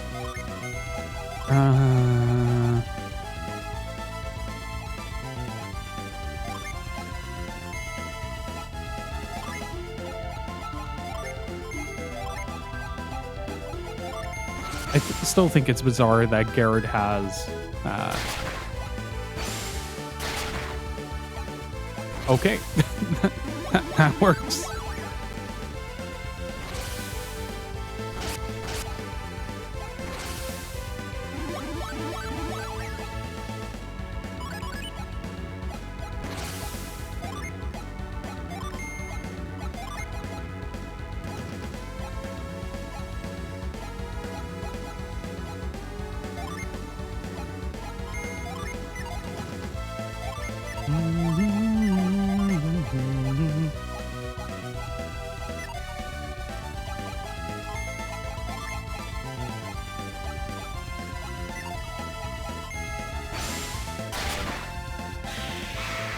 There it is. Okay, that's one.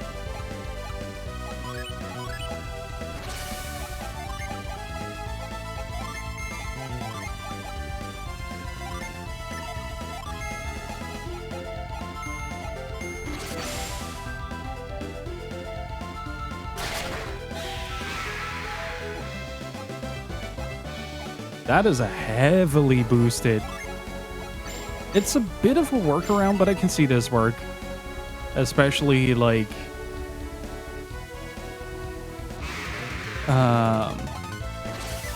because it boosts, like, the amount of experience that you get.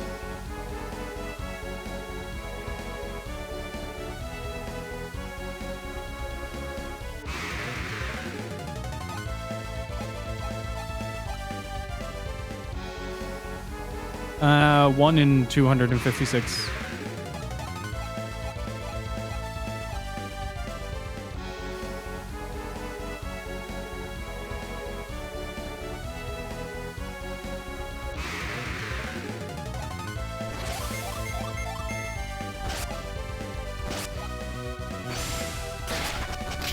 Heavy machine gun.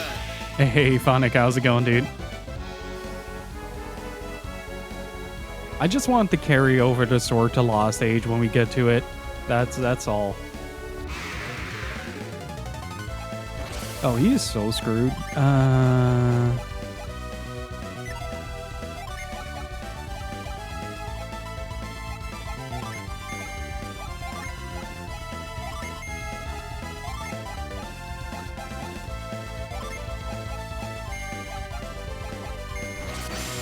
Welcome back.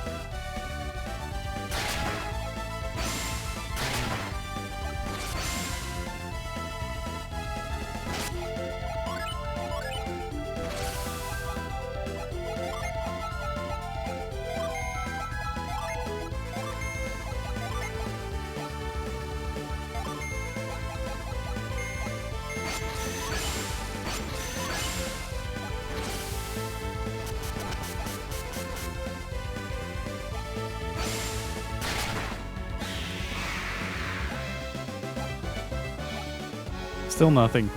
All right, I'm going to take a short break here because I really have to use the bathroom, so I'll be right back, chat. Don't go anywhere. And in the meantime, maybe read up on some Battle Wonderworld if you want to over on Tanuki Chicken Attack. I'll be right back. Alrighty, I'm back. I ruffled Worf awake.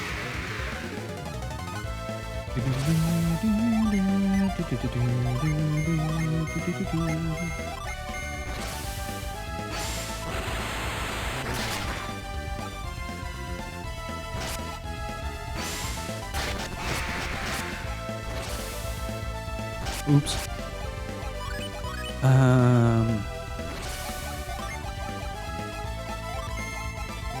Such a workaround method as well. Let's see. Let's just set that back. You can wish as well.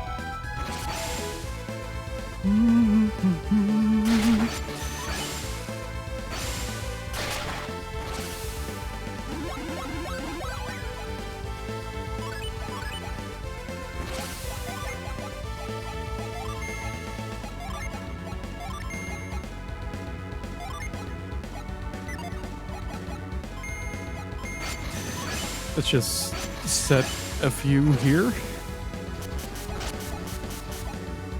Hey, buddy. It's so good to see, though. Like, Worf has been using his leg as a lot more as support recently.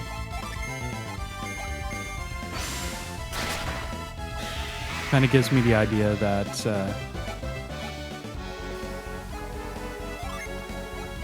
that the leg is doing much better.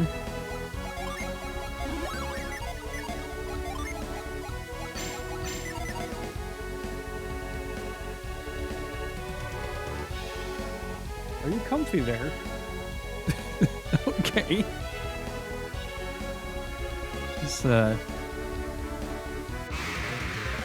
Just jammed his head into a cabinet, like on top of one of the Dreamcast games of Love Hina. Just okay.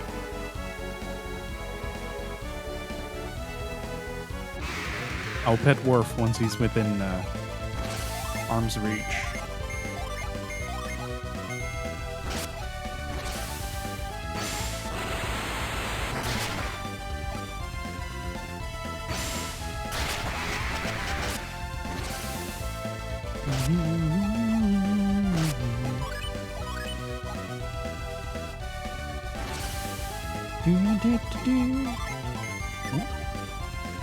Yeah, that's actually fine.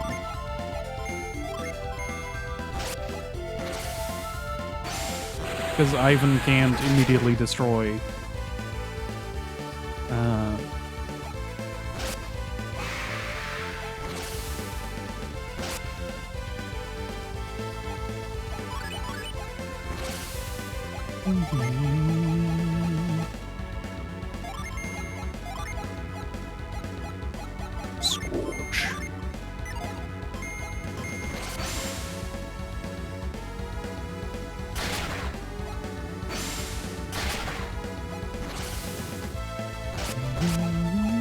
Oh boy.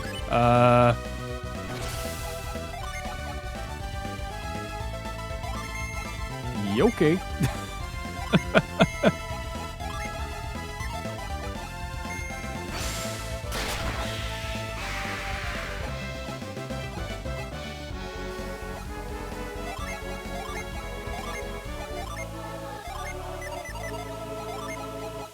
I mean, it's understandable because his HP goes up by a mile with the fire gin.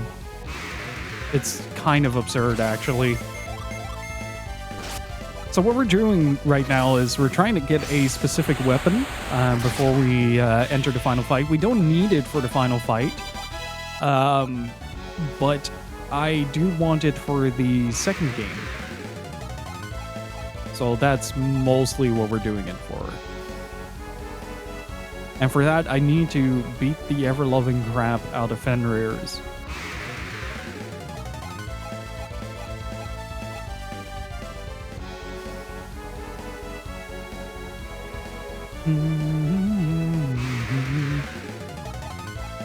So, chat. If you're watching this stream, you're probably a big fan of RPGs. What was kind of like, for me, Golden Sun was kind of like the RPG that kind of got me into the, well, not kind of, that got me into the genre. But what is an RPG like that for you?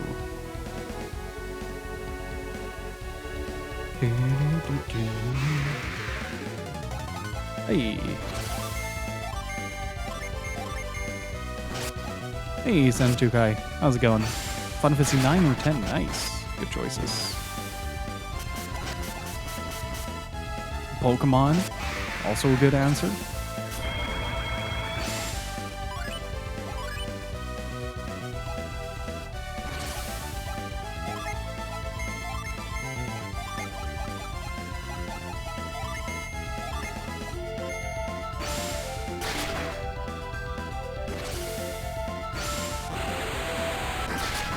Ten was like the bait, and 9 was the hook, line, and sinker. Nice. Pokemon and Fire Emblem. I think I could have guessed Fire Emblem for you, but what was like the first one that you played? Was it Blazing Blades, or?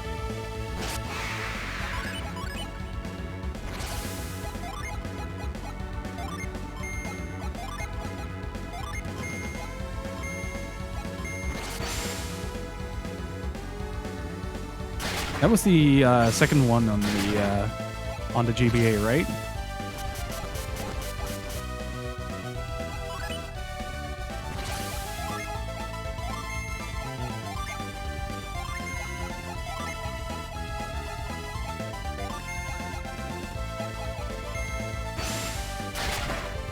Final Fantasy 8 was my gateway, and 5 was the one that made me love the RPG turn-based system. Nice. The Final Fantasy 8 is kind of like a strange one because mechanically it's such a dense game to get into. It took me a very long time to really grasp how it worked.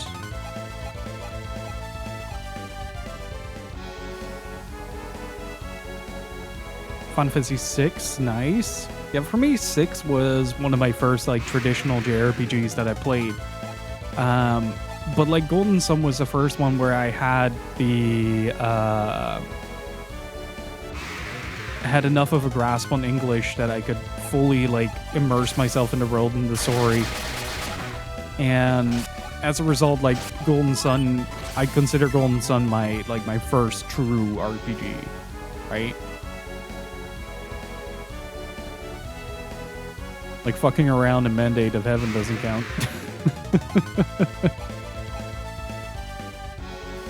Besides Crystal Chronicles, Final Fantasy 4 and GBA was another formative core memory.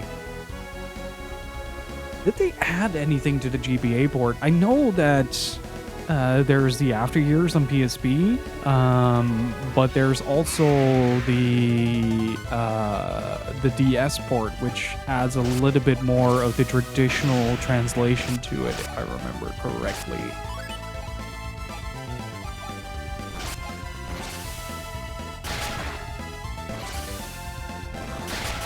I never really got into Secret of Mana. The boss theme in that game gave me incredible bouts of anxiety.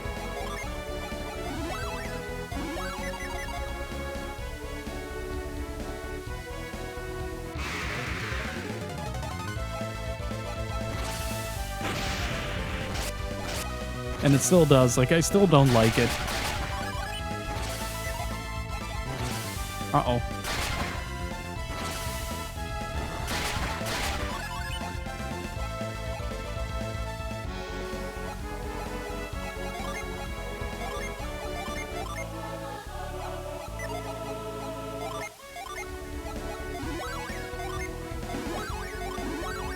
Jesus, 600.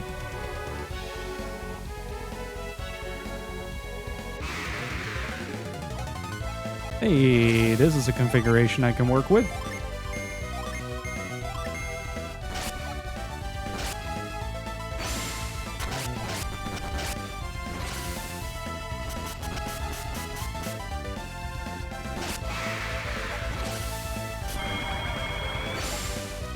Different skills for certain characters, like Final Fantasy IV DS after it, and a post-game dungeon. Is the post-game dungeon also included in the DS board? I think the one we played was the Super Nintendo one.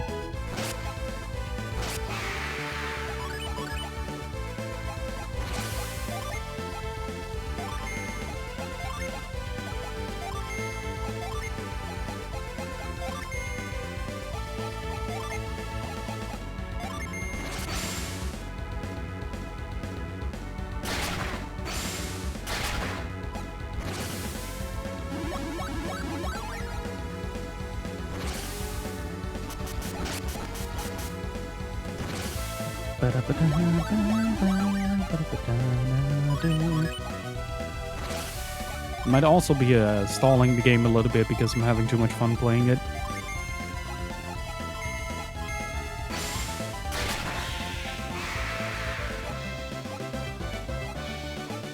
Still nothing. Still. Oh, whoops. Almost forgot. But like, look at the HP difference on Ivan. It's 278 to 413. That is nuts.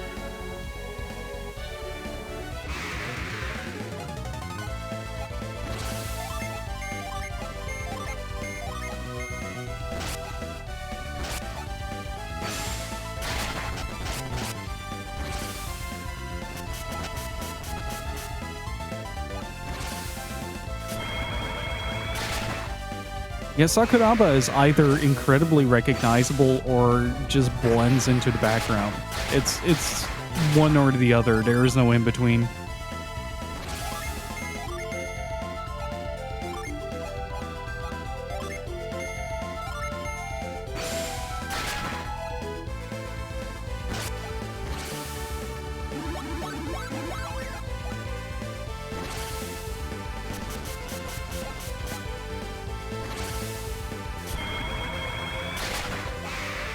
Nice. Good kill.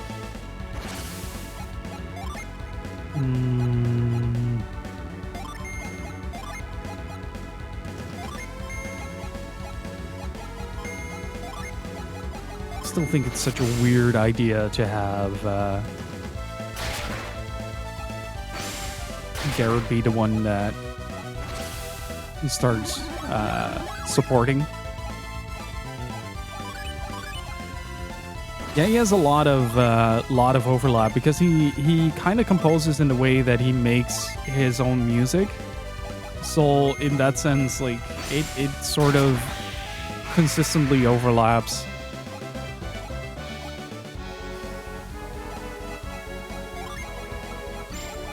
It's a really weird sensation, trust me. Because I always used Garrett as like a tank and like support for buffs and stuff, but never as a secondary healer. I usually use Isaac for that because he gets a really powerful cure method.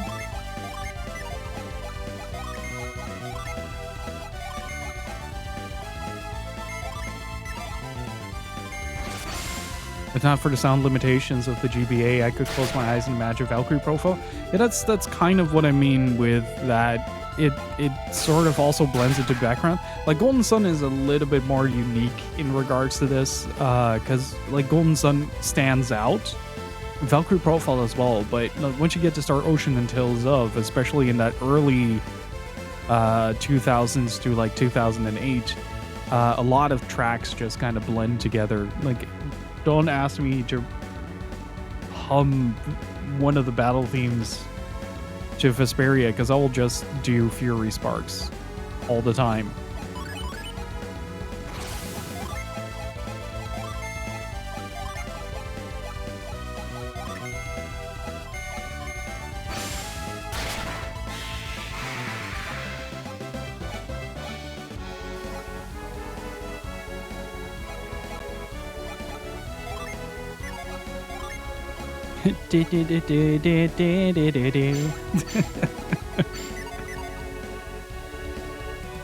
My go-to is Inkarosa's battle theme, which approaches the do.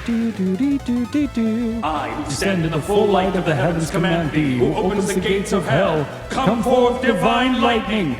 This ends now. Indignation. Millisecond off. I'll get it.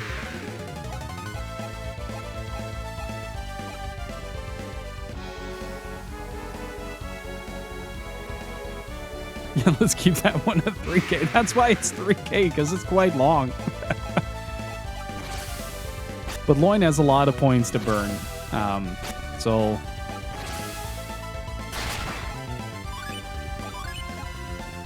like, I can set it at 10K and he'll launch it.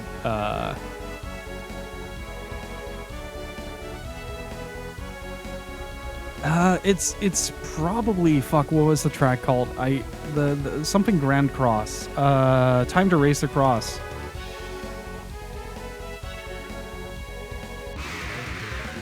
Do do do do do do do do do do do do do do do.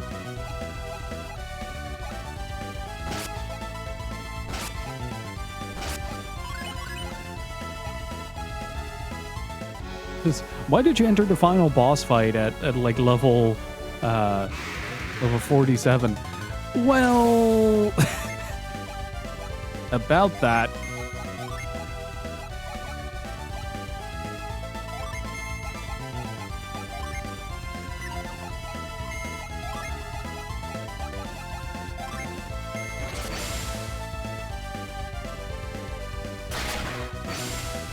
I did at some point do a maxed out run of Golden Sun,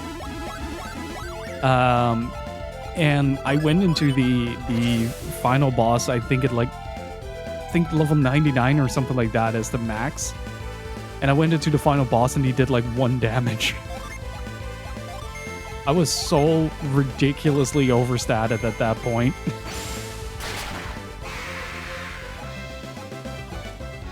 Oh, come on, buddy. Oh, almost forgot. I really appreciate that they think about things like hotkeys in this game as well. Just to quickly and easily switch between set and standby. We can do a max out run like that. I had a lot of time on my hands. Basically what happened was I went on a vacation, and the vacation itself wasn't super interesting to me because it was like a lot of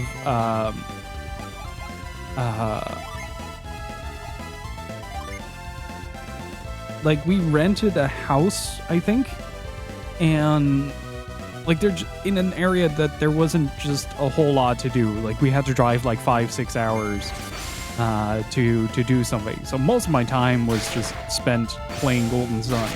And at some point I just had the idea like, well, I think the Olympics were on as well. So even when we wanted to do something, my parents were like, oh, I'm really gonna watch the Olympics.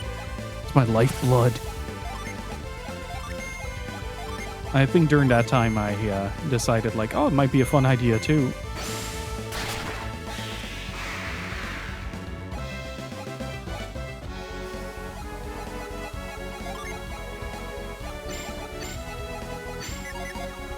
But it does get really stupid at some point. Like, you're just one-shotting everything, and there's just not much that anything can do to you. I don't remember what the max level in this game was, though. I just know that usually I finish it around level 26. Like, somewhere between 26 and 36 is usually my go-to.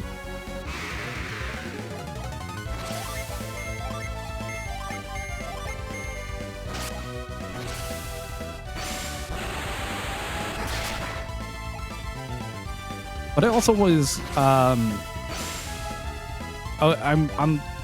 well, I still kind of am, but I was an incredibly introverted kid. Like, I didn't mesh well with others. So most of my time on, like, the playground and stuff like that was spent playing either Pokemon, Yu-Gi-Oh, or Golden Sun on my GBA.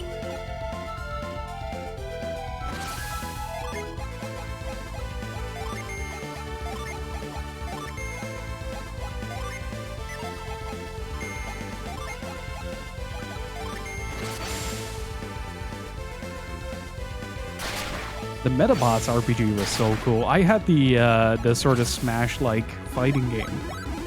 Used to love that. Plus, I had to travel a lot back when I was in middle school, elementary school. I looked this up another stream, but I already completely forgot. But yeah, I have to travel a lot, so usually, like, my commutes were like an hour and a half. So that's another 3 hours of grinding, 3 days of grinding. And even at the location that I was at, I still played Golden Sun. It wasn't really a matter of, like, burning out on it or something like that. It just was like, oh, I don't have anything else to do. I think it got worse when I got a GBA SB, though, because rechargeable battery. And I could play at night without having the stupid nightlight. Revolutionary shit.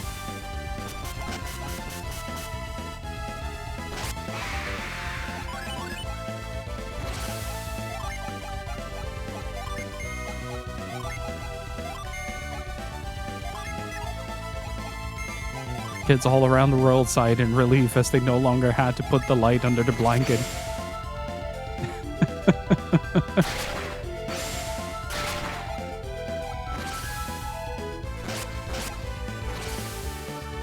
Quickly, hide the console. I can hear my mother approaching. Whenever I tried to do like 100% run of any JRPG, I never finish it. I guess it kind of depends on what your goal is. Like, I was really curious about what would happen if I maxed it out. Like right now, I'm not too bothered by not getting getting the sword that I want, despite having no real need for it. This is more like, hey, want to see Ivan do a stupid thing? And just kind of really committing to the idea. The only run I think I never fully committed to was back in the day when I played Final Fantasy IX. I promised chat that I'd do a 99% run, because you can't do Excalibur 2 on a 100% run unless you're speedrunning it out of your mind. And so that never happened because I couldn't commit to like the incredibly tedious method of doing side quests in Final Fantasy IX, and I just wasn't looking forward to the load times.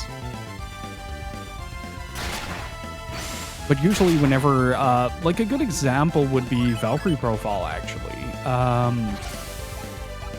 Back when I first started playing Valkyrie Profile, I did like 4 or 5 runs in a row just to get the different types of endings.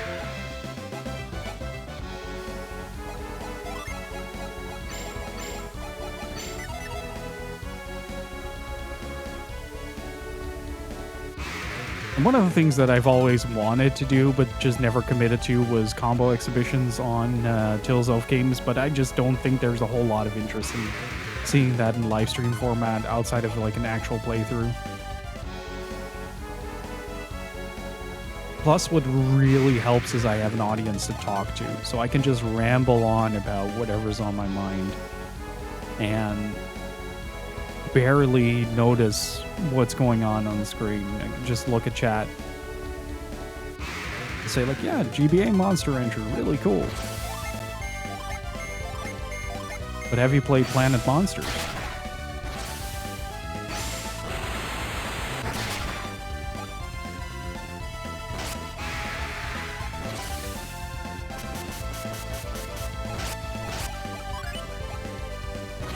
So yeah, that's basically the magic sauce, so to speak. Like it's not really like a super incredible thing or something. I just sometimes I get an idea and I commit to it with a frightening tenacity.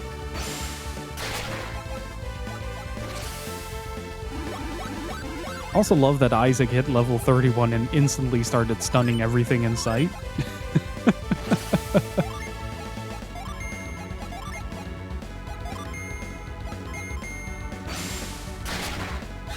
And I love optimizing grinds as well.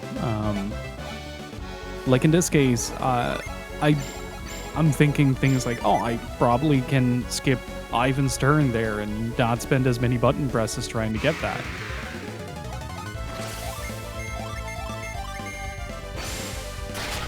Because I know like the turn cycle shifts whenever it goes from whenever Ivan uses one Jin. So I can say like, oh yeah, I can torch him and then do also scorch him, defend, because Isaac has a stupid amount of HP.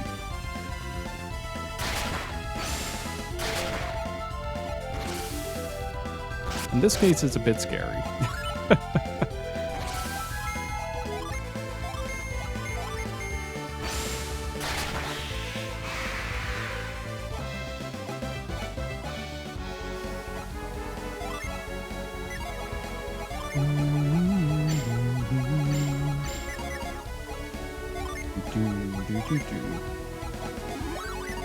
Also find it funny that I'm grinding my mind off right now to a point where all my PP has restored from like 10% to full.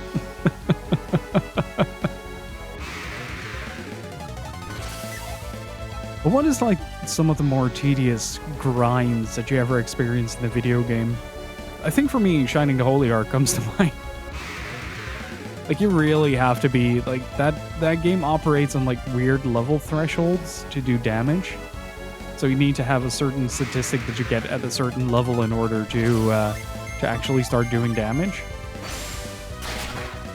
Which feels really strange.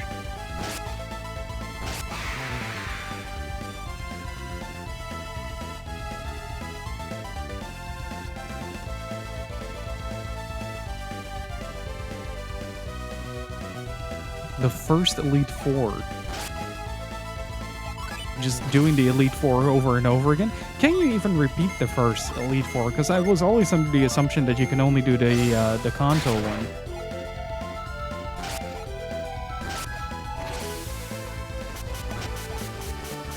You're like, oh, you're way too powerful for this. Whereas I found the Johto Elite Four to be infinitely more interesting to fight.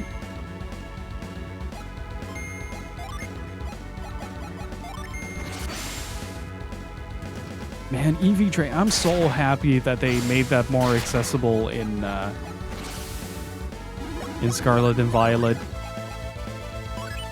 It makes it so much more fun. Oh, speaking of, Thomas, are you still here?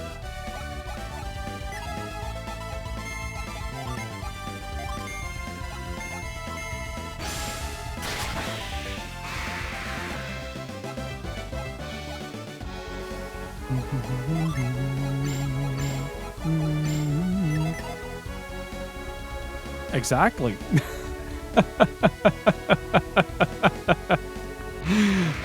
Is the Charizard up already or not yet?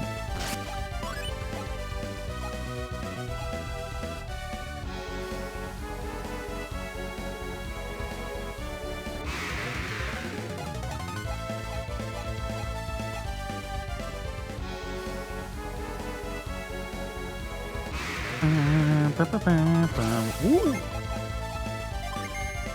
It's flying solo today.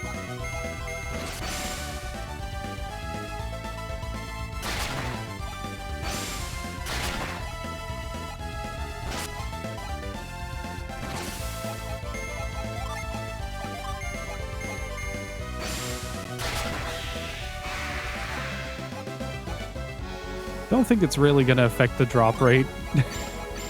I might have to beat the game without, because, like, at this point, we're no longer doing Star Ocean. It's fine, though. I'm having a lot of fun, but, man. It just kind of reminds me just how lucky I got in all of my other runs, because I usually get it, like, within 3 or 4 fights.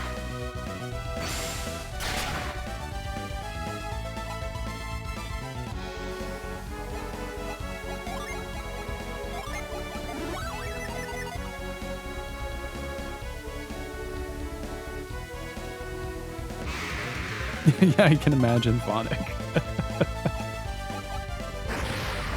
Oh, they are having a bit of a time.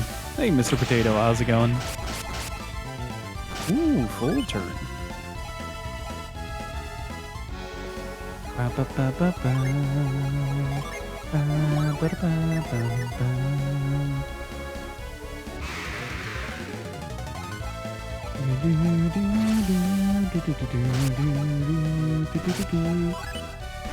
Also, now, in this specific case, though, I am just really having a good time listening to the music and just having a great time. And Branka93, thank you so much for the raid. Welcome on in, everybody. My name is Gil. We're playing some Golden Sun. That sounds like your cup of tea. Feel free to sit back, relax, and enjoy. And that guy Elixir is Soiled Wig. Hey, Golem, how's it going? A fantastic retro streamer right there.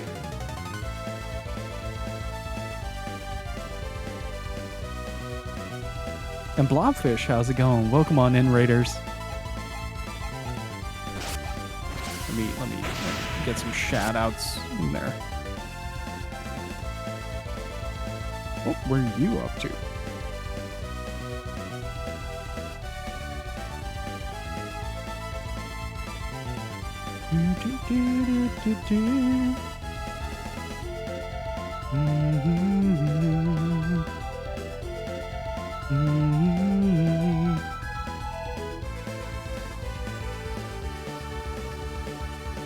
I have forgotten how to navigate Twitch. It's going pretty good. We're on the final stretch, grinding for a very specific weapon. And thank you so much for rating us up. What were you up to? And also, just as a sneaky little stealthy shout out right there.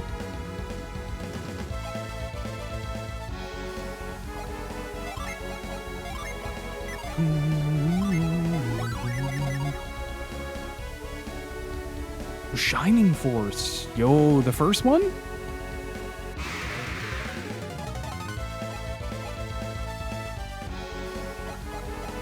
Yeah, we're using cursed weapons. Garrett is cursed up the wazoo. Like, if there was ever a cursed run, Garrett is running it. Like sprinting a marathon.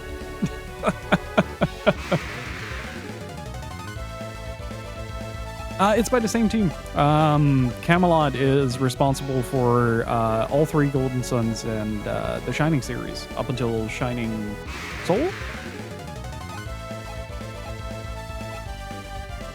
It's it's also same composer. So we're looking for a specific monster known as a Fenrir. And Mr. Potato and Bronca93, thank you for the follows. Appreciate it. There it is. So the first monster in this row is the one we're looking for. He drops a weapon. Can somebody in chat, like, spell it out for me so I can try to pronounce it? It's kind of known as the K-sword because it has a bit of a long name. And no worries. Thank you so much for sending your people over. Really freaking appreciate it. And good luck in your appointment. The Kiku Ichimonji. That's the one. It's the strongest weapon for the little guy on the left, Ivan.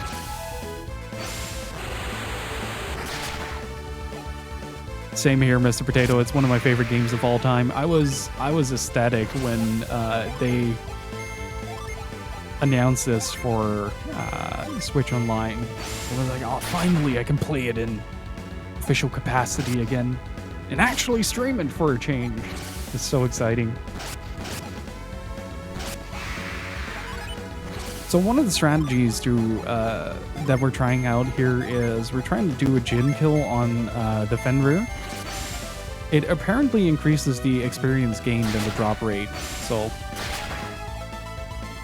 yes. I have both games laying around. I still want to. I have a complete in-box copy on my other tab that is just screaming my name. But yeah, I have them both as well. I love this series so much. It's this game defined RPGs into GBA for me.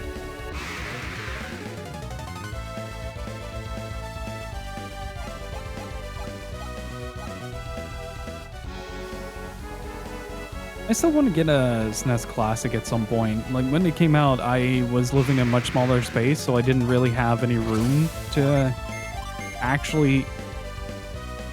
Shit. I forgot something. To actually put it down somewhere, but now I have a lot more room.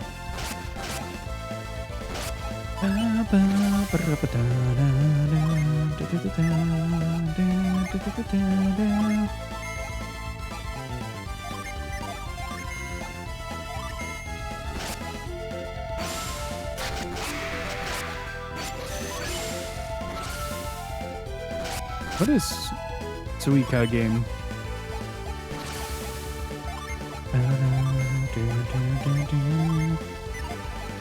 Might as well try to hit him with the stun with the blast attack.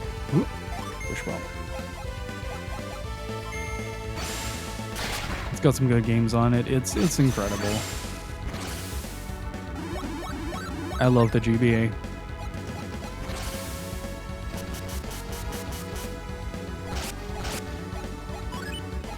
Ooh, Isaac is running low. Please stun.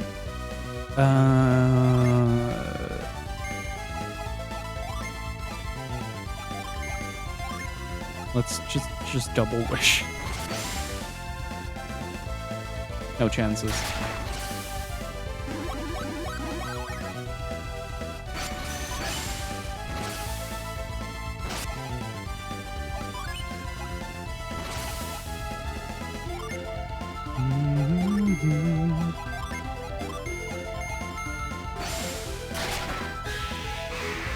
Come on. Still nothing. I think this might be the worst luck I've had getting the Kiku.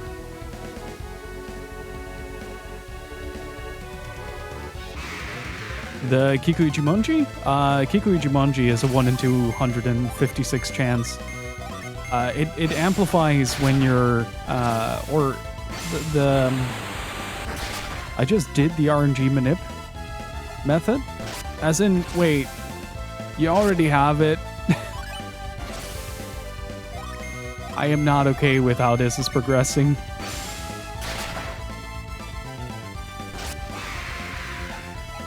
No, I have not. No. I keep forgetting that that was a thing.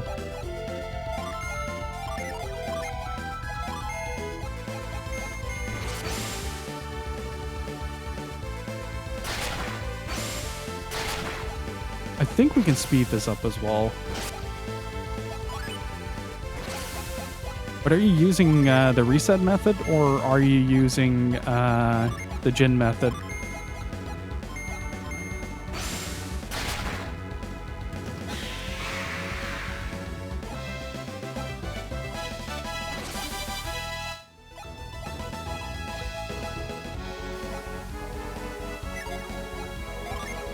What does Elder Drain do?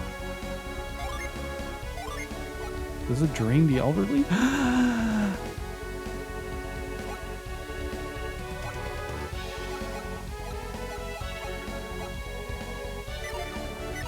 Oh, it just drains.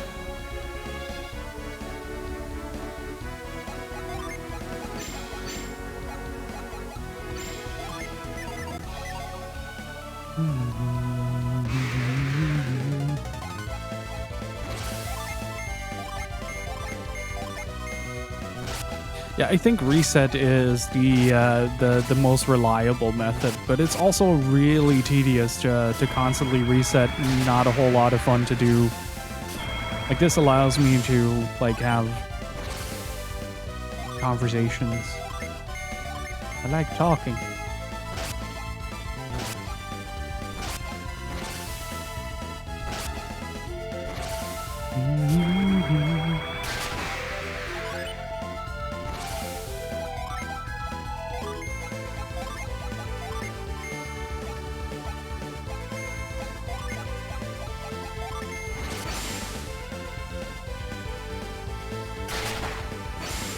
Stun.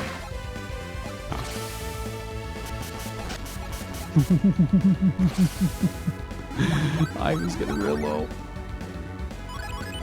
Just to give everybody an idea, by the way, we're like one room away from the final boss. I just decided, like, oh, if I'm gonna do this, come on. I want to do this in the most stupid way possible because Ivan does get insanely broken from having that one. But what I do think I'm gonna do is I'm gonna trade these around for a bit. Just gotta remind myself to turn them around when we get to the... let's actually save.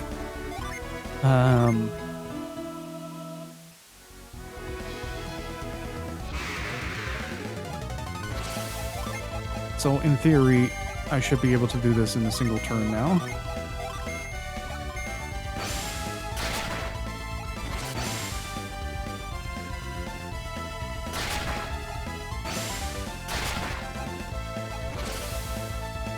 Okay, that doesn't work.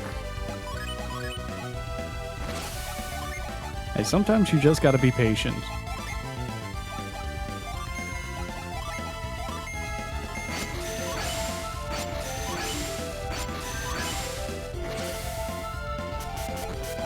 Yeah, okay, because Mia doesn't have enough firepower for it.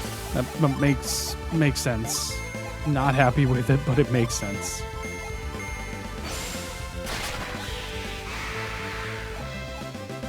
Still nothing.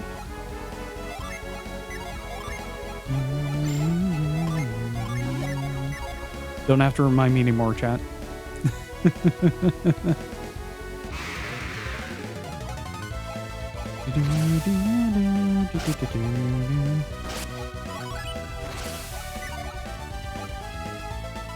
The antidote. Ivan.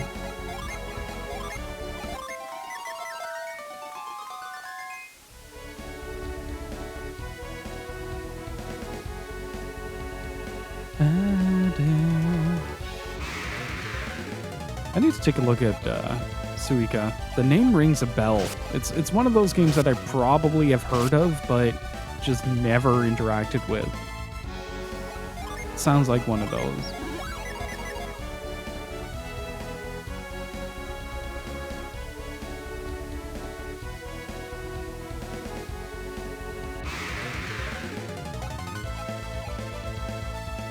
is everybody level 31 now? How fast is Isaac gonna go to level 32 now? Oh no. Oh, I feel so bad for the final boss. We did the secret boss like 5 levels lower than this. With worse equipment.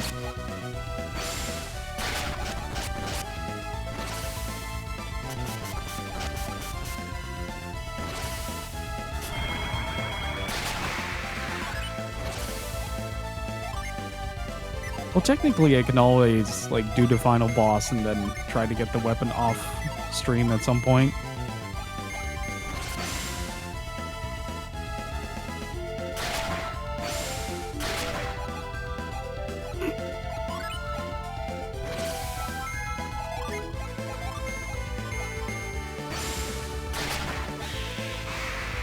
Yeah, that was a significant difference.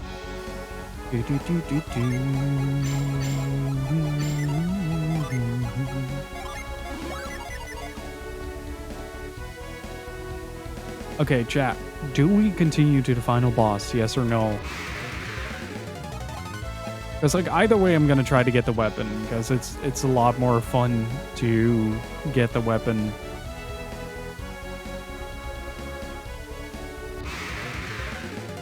The weapon carries over to the next game, so like that's kind of why I'm doing it. Like, it makes Ivan really stupid in this fight because if I'm recalling correctly, Minardi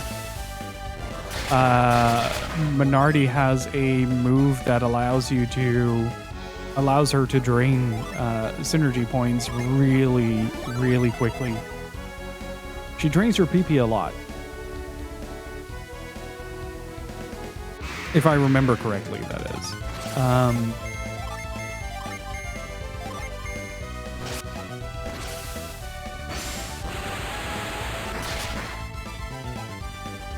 So it would be really funny to see Minardi go like, haha, I finally got them cornered, and Ivan just draws the sword in dramatic fashion.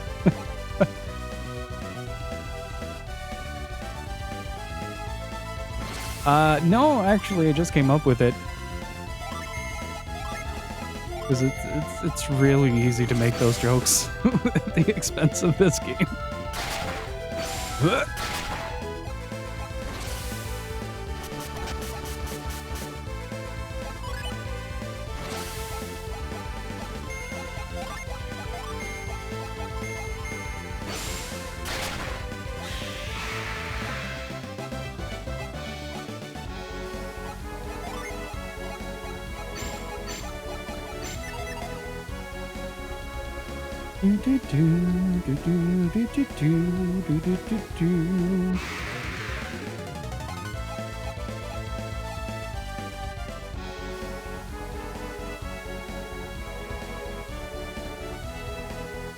I think this is the longest I've ever lasted to get the weapon. But it might also be that I tend to break games a lot in very unexpected ways, so RNG manipulation on accident might not be too far-fetched.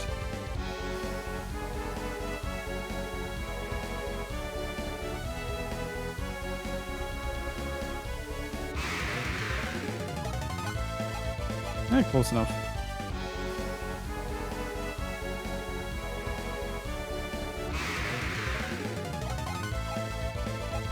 Figured looking at the camera would give me more luck, but I was wrong.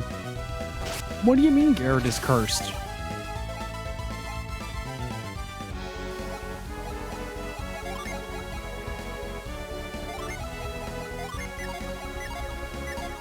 Oh shit, I just dropped all my elixirs, didn't I? Oh, fuck.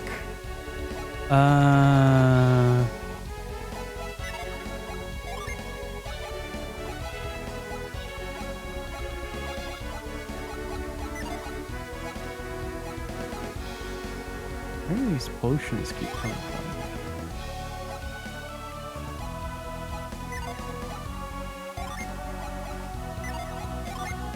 Wait, let's just try it. I want to see if this works. Wait, doesn't Garrett have restore as well?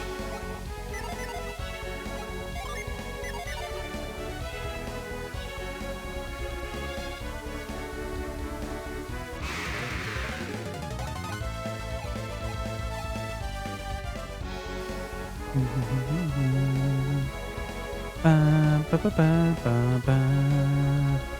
Ba, ba, ba, ba, ba. It's not giving it to me anymore.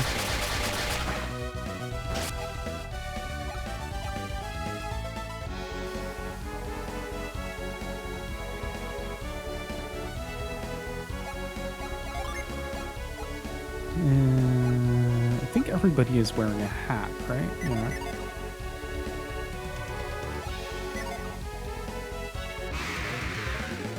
All right, buddy. This is the one. I can feel it.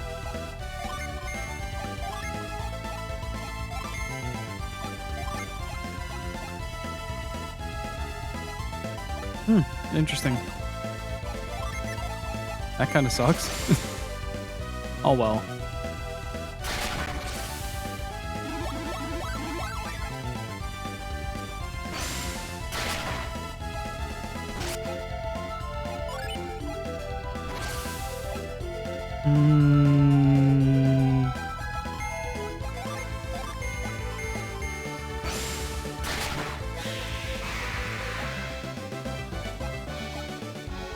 Damn it. Give me a sword, you stupid dog.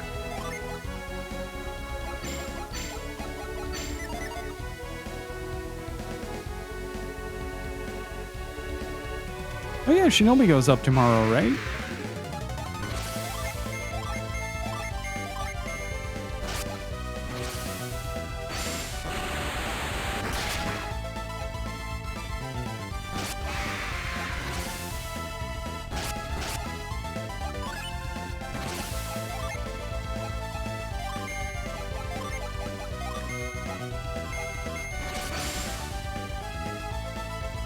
Yeah, very exciting. Please do go check out the archive. Sonic has been working very hard to maintain the upload schedule.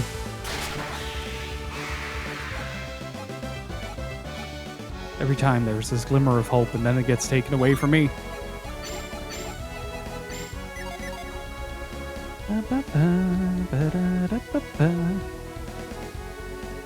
It's gonna be really funny with all this shit talk that I head to the boss and I just die. It's gonna happen. Just to watch me.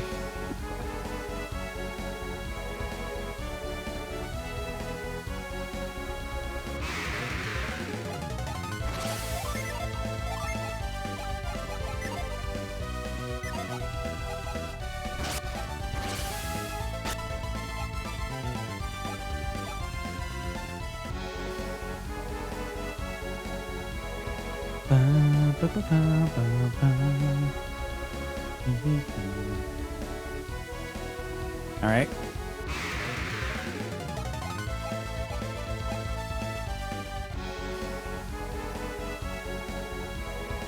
I do have to take a short break soon, though, so I'm hoping to get it before that. Probably not. Looking for swords. Give me the sword. We're on a sword quest, and it's not the Atari's 2600 game.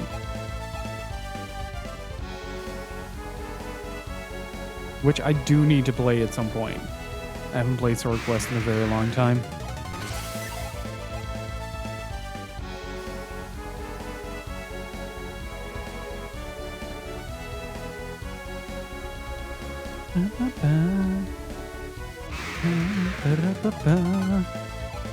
Fenrir.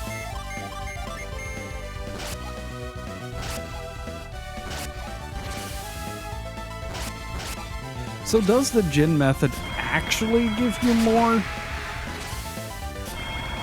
Wait, so Garrett can be cursed but not hurt by the curse? Huh? I don't think I've ever seen that happen. I love this game. So good. Can do so many dumb things.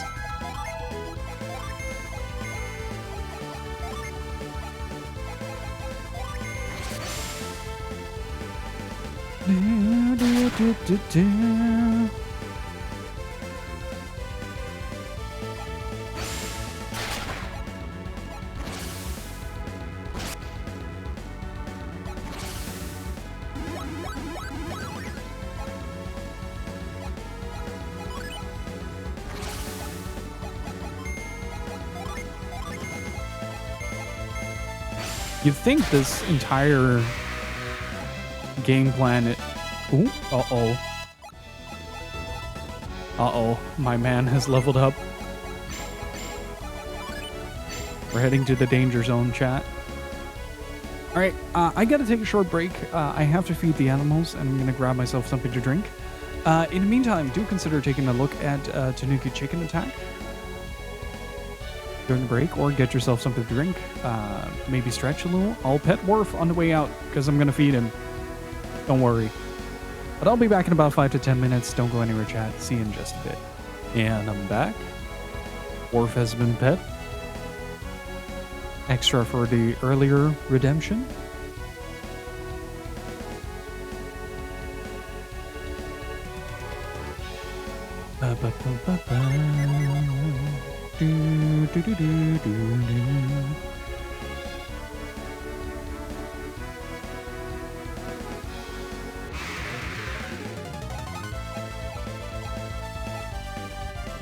Okay, so here's what I'll do.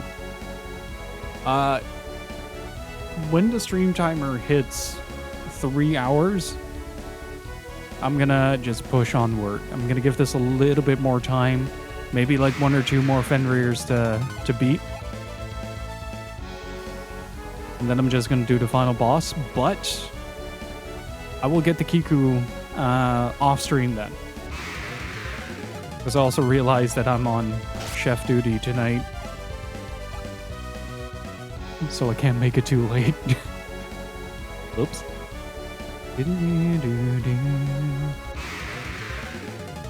At least I'm all set up for Star Ocean next week. So the rest of the week is going to be... the Shinobi VOD is going to drop on the archive. Then on Friday, we're going to continue Like a Dragon Gaiden on the PS5. And the Wild Arms 5 playthrough will continue in the meantime. With, I think, Part 9 is coming out this week. Then on Sunday, we have the Rodland review over on Tanuki Chicken Attack. And of course, in the meantime, you can always read up about my experience with Battle Wonderworld if you're interested. We played it as a birthday game as a sort of joke, but it ended up being a little bit more enjoyable than I had intended.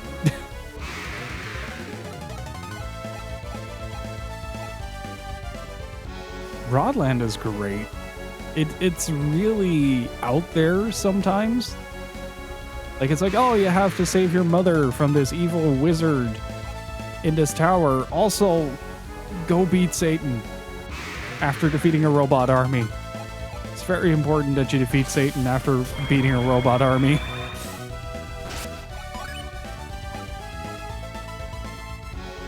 Also balls. It's kind of all over the place. Let's do a little bit of a change of scenery. I think I can also, get encounters here. Oh, hey, hello.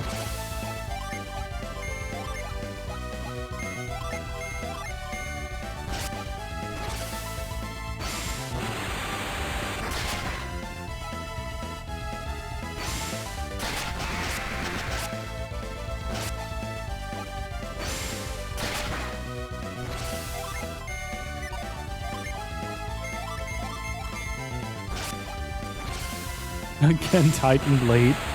Just smack it in there, buddy.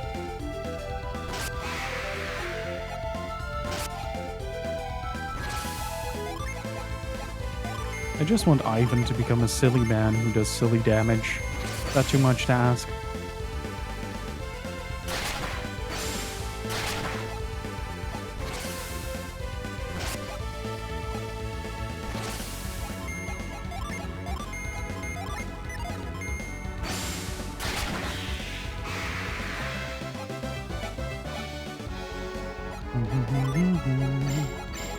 think we got like one more shot at this, if I'm being honest.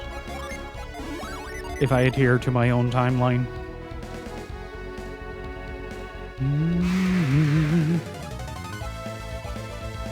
It is interesting though that different rooms have different enemies in this.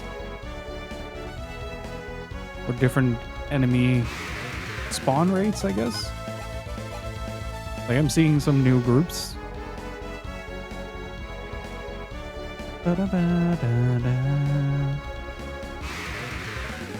Yeah, the stairwell got a bit monotonous. Oh, jeez. Okay. Calm down, video game.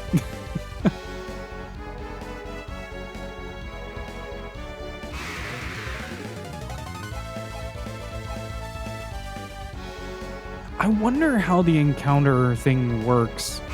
Like, is it like set tiles? Because I'm getting way more encounters here than I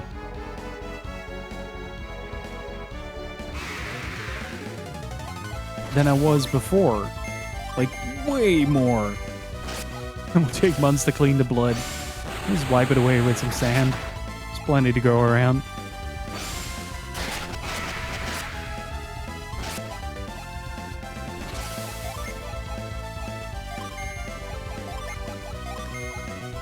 Time to scorch and torch the place.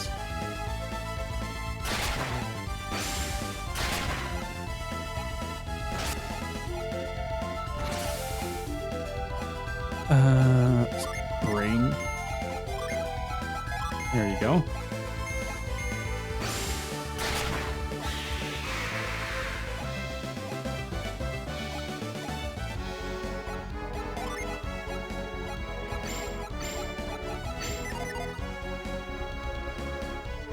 At least we now know that the encounter rate is like sky high here.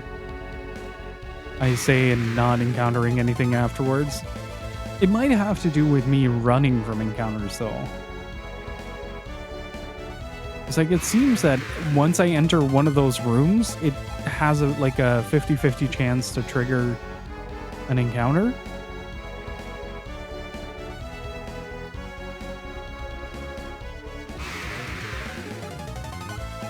I gotta cite it. It's not a Fenrir.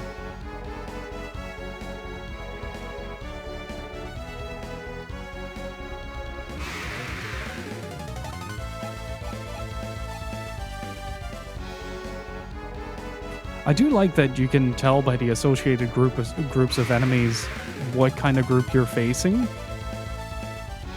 So like I don't need the manticores and all that. Okay, so last Fenrir fight. I'm gonna go for one more Fenrir fight, then I'm gonna charge up and actually get started on the final battle. I'm very excited to see how this is gonna go. So again, I'm gonna do like 2 saves. One is just gonna be saved right here. The other one is gonna be saved right here. And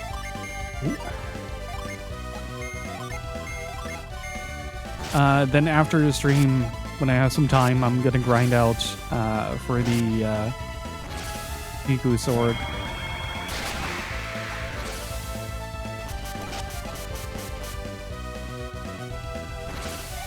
Don't enable. It's not healthy. I mean, if you see me in the Dragon Quest slot machines, like, major problems, man. It's not okay. Yeah, that's why I love wrestling. Exactly.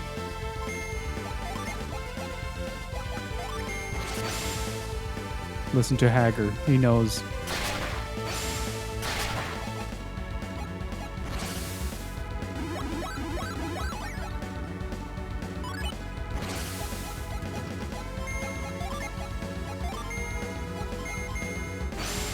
Would be really funny if this is the one that I'm getting it on.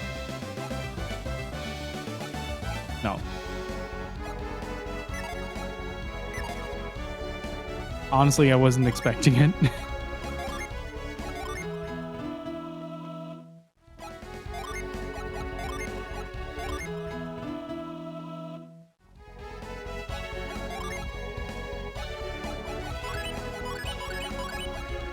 Oh, I don't want to make Ivan too weak.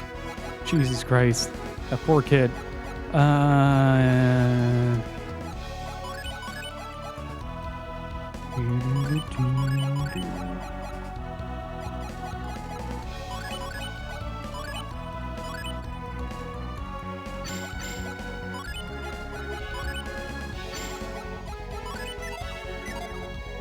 All right, here we go.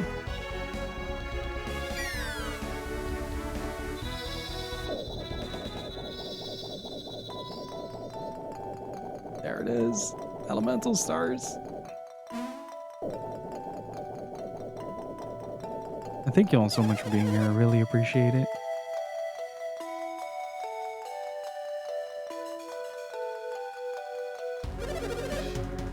With the second beacon lit, only 2 will remain. No, the lighting Jupiter is virtually the same as lighting Mars. But it's true. Jupiter really is all that remains. That's right. Your dreams are within your grasp now.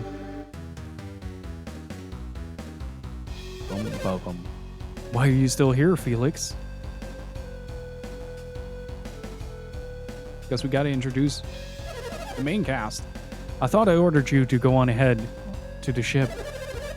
I already sent Jenna and the others to the dock and Itajima. Then why did you come back? Because I have a different promise to keep. A promise, you say? You must mean Shiba. Shiba. Yes, Shiba. Why haven't you released her yet? You promised to free her once you got into the Venus Lighthouse. And that's what brought you back here? You promised not to involve anyone who wasn't related to this matter. Shiba is special. Of course. Because Shiba is a special adept? You guys learned something from the first 2 lighthouses. And what would that be? In order to enter each lighthouse, you needed an adept of that clan. Right now, we have fire, earth, and water adepts, but no wind adept.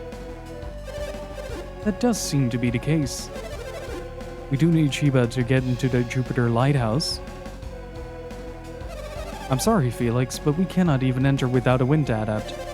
That being the case, I guess I can understand why you can't set Shiba free.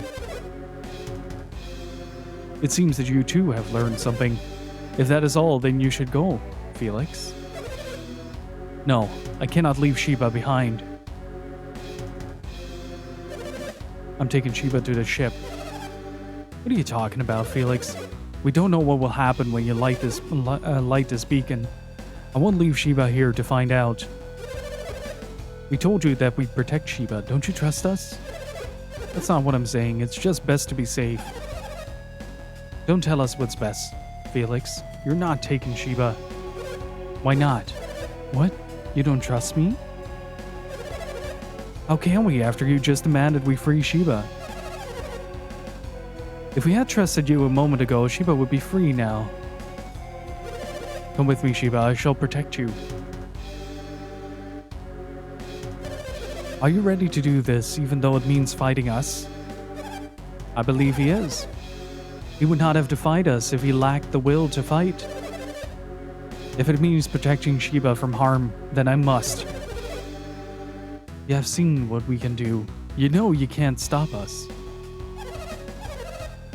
How can you protect Shiba when you can't even protect yourself? This rebellious attitude is exactly why we've never let you fight.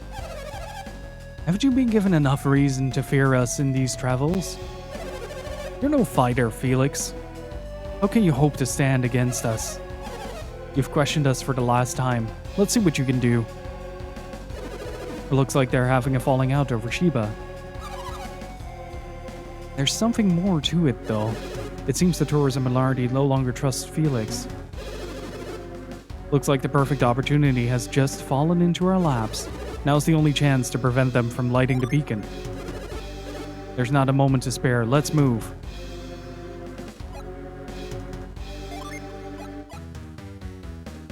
Small final prep. Okay,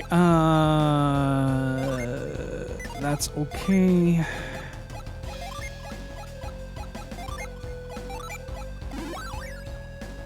Just a small bit, but like, I'm not gonna use the side crystals for anything else. Oh, there.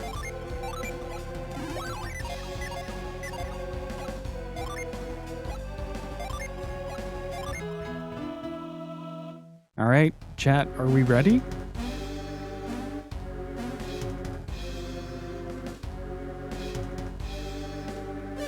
Isaac. So you've come to stop us. Look what your defiance has brought us, Felix. I don't need you or anyone to rescue me, Isaac. I was just about to settle things with Satoru's and Minardi. You can watch.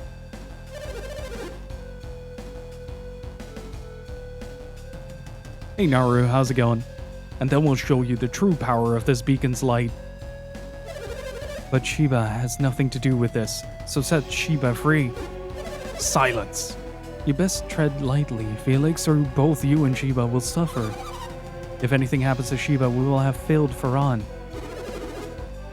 We won't permit you to lay a hand on Shiba or Felix. Oh, so you're worried about Shiba too? Don't worry, we won't hurt Shiba if you meet our conditions. What are you doing, Saturos? Leave this to me. Shiba, do you remember the rod connected to Hesperia? The rod of Hesperia? The rod required to reach the Jupiter Lighthouse. Yes? Those who pursue us bear a rod. Is it the one? Shiba, stay where you are. You can do it from there.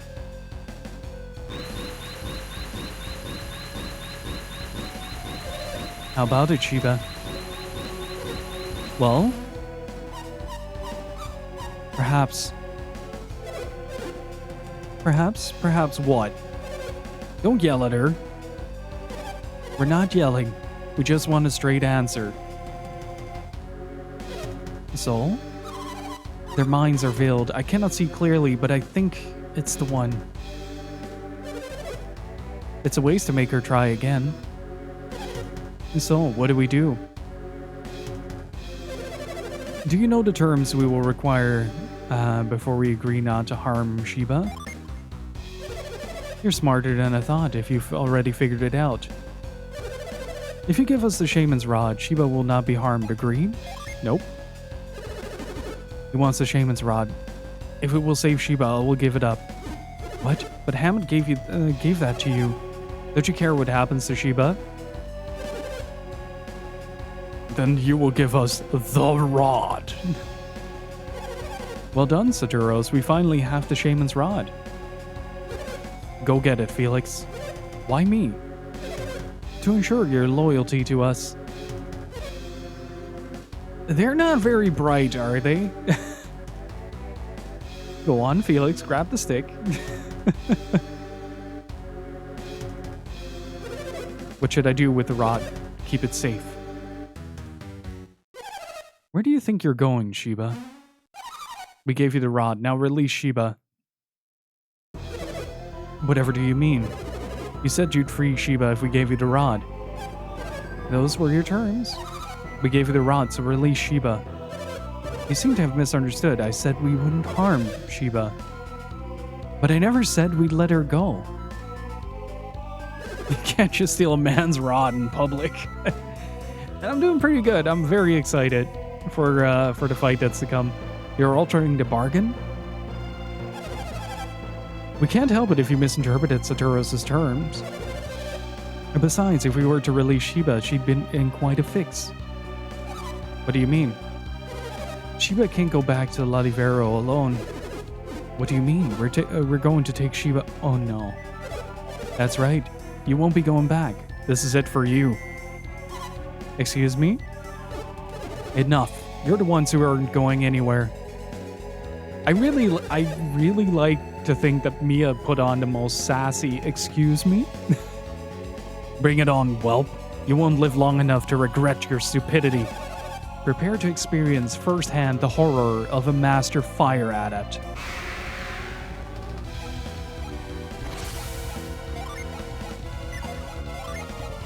And thusly, see.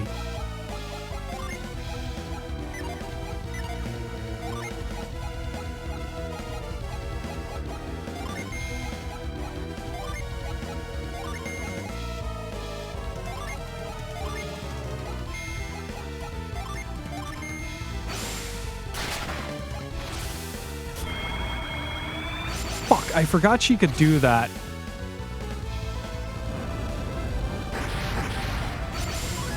I forgot she could do that.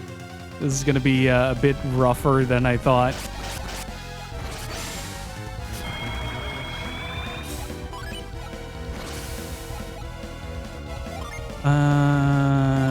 Summon Thor, focus Minardi.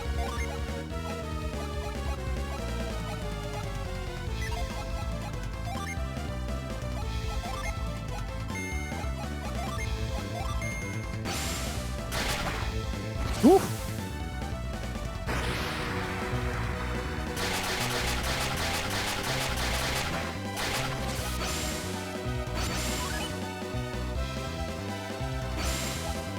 I forgot that Minardi has a massive bullshit button for this.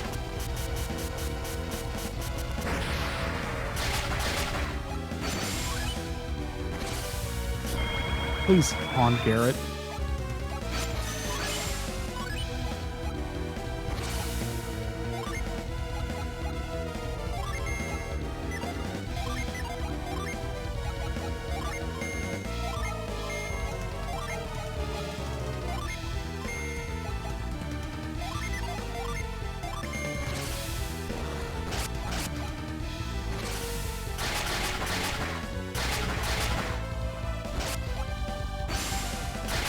Oof. Okay, Mia is safe.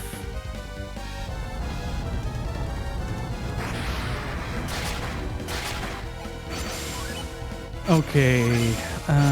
Swallow set, ground is set, nice.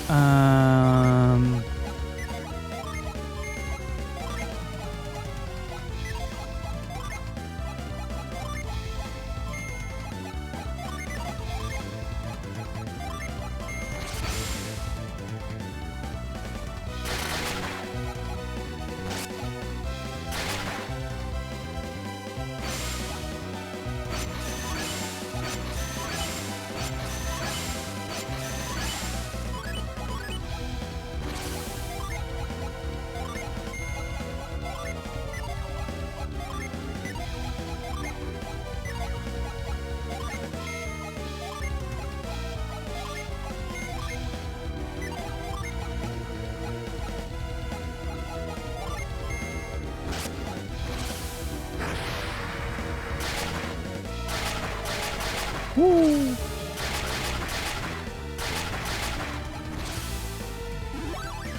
Okay, Isaac is safe.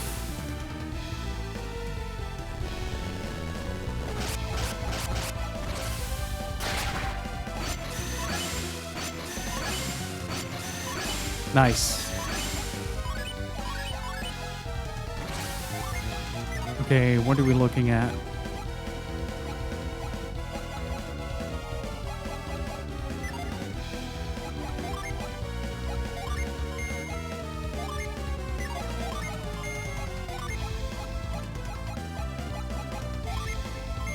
Okay, revive is back up.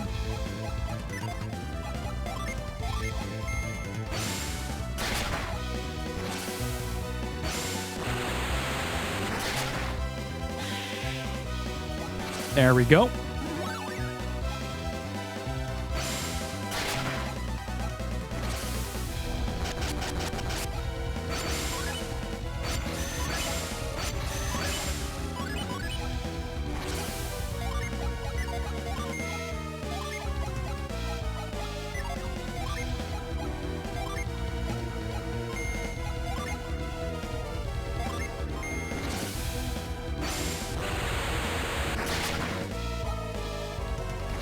Sucks that it doesn't get affected by the delusion, isn't it?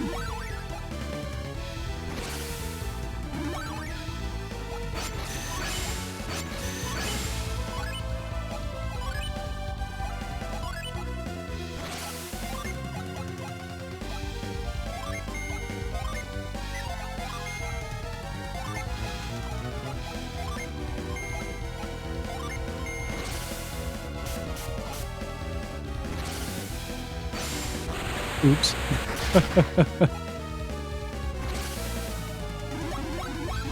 Like, Minardi is the biggest problem in this fight.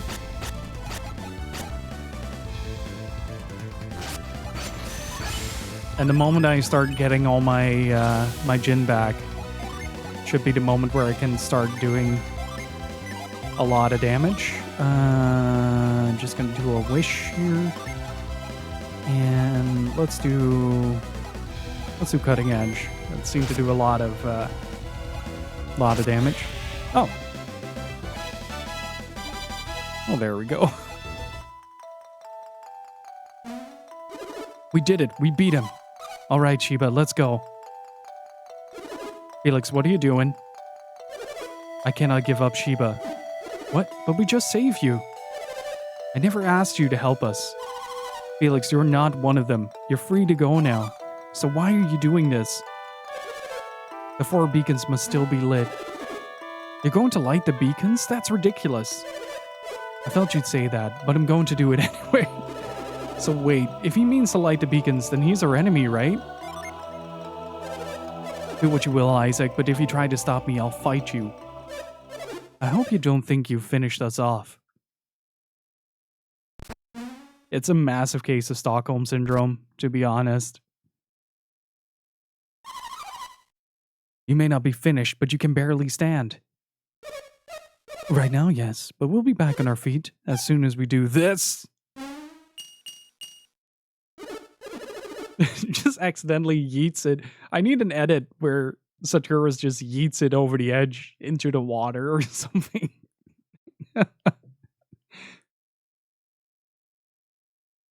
Oh no, he threw the elemental star into the lighthouse. How could this happen? We couldn't keep them from lighting the beacon. That's not all.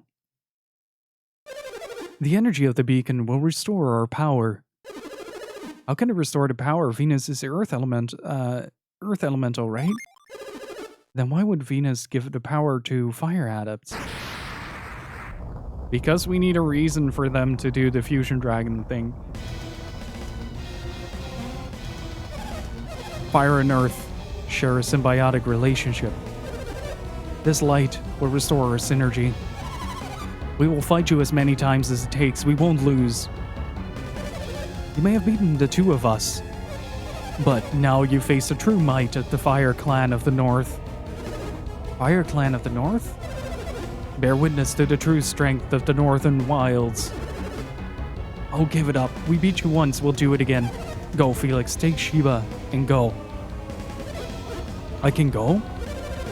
We may not have the strength to protect Sheba after this. You must take Sheba to the ship without fail.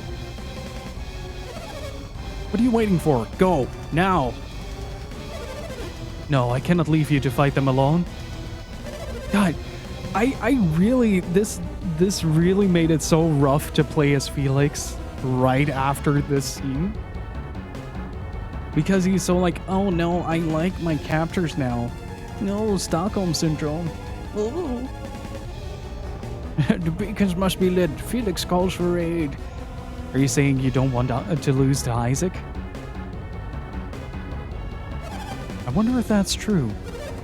What was that?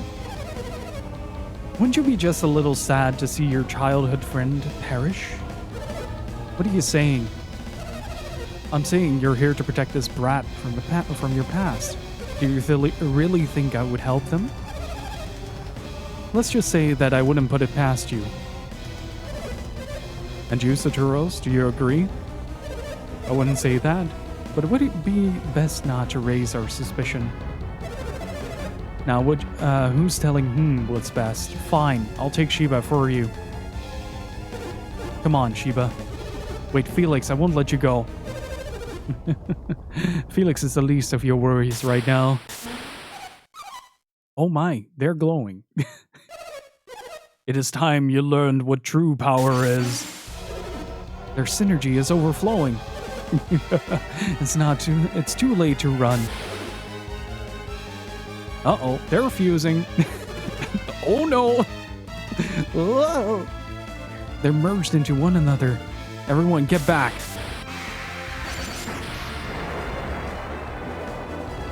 They turned into Chonky Boy. All right.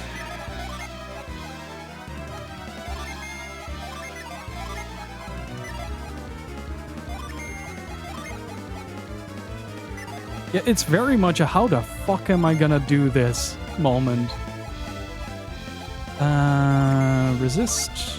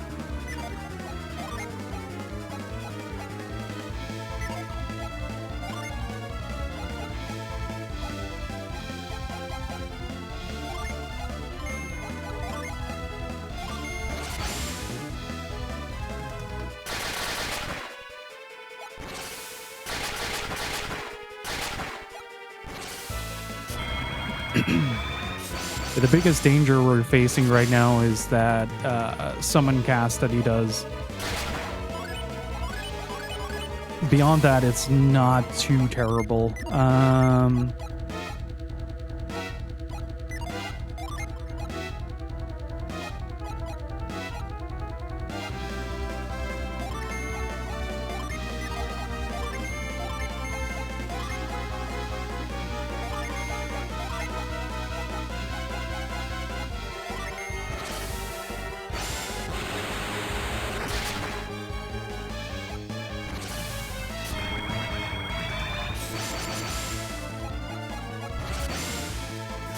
Nice. Good timing in the loof.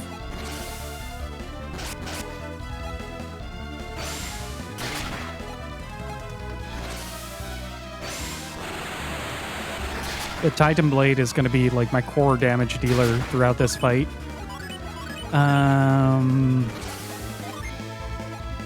It also doesn't really help that in...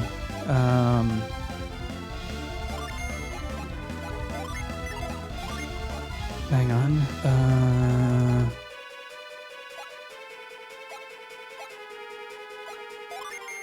Let's drop that agility. 1, 2, 3.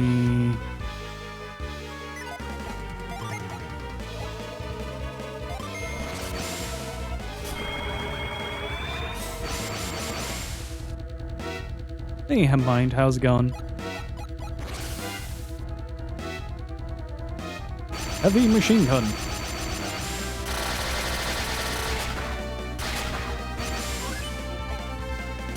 I just need to hit Judgment once.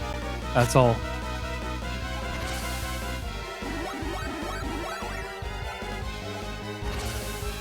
There it is. Oh.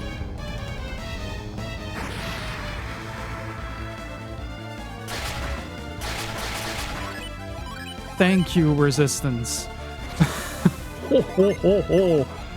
Oh boy. Yeah, get that out of the way. Jesus Christ.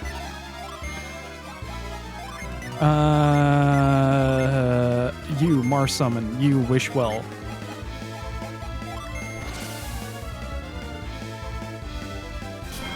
Whew.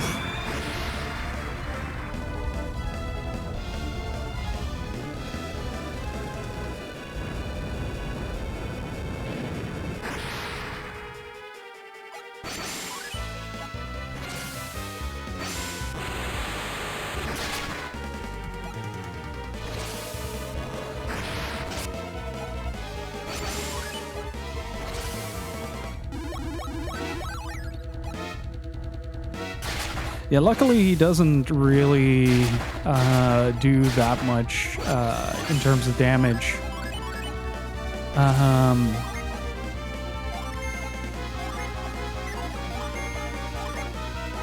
When you manage to basically lock him in.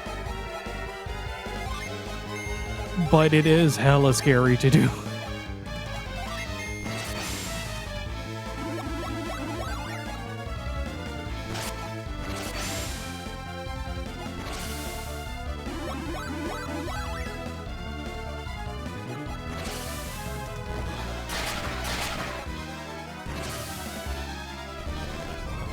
I do need to start boosting my resistance again, though.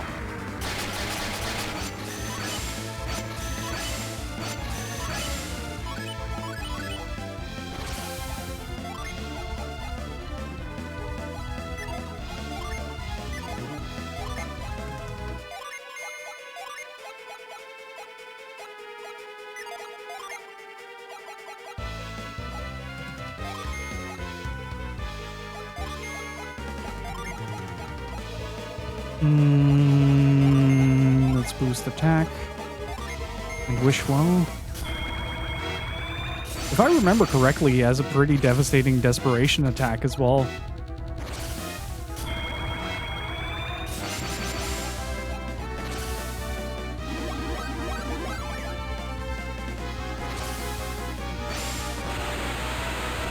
Did it break 300? Almost.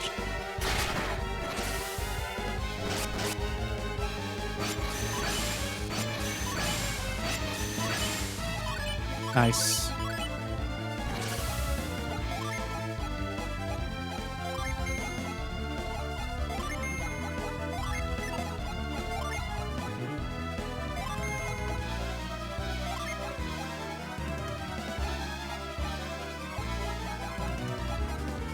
I'll use that next round.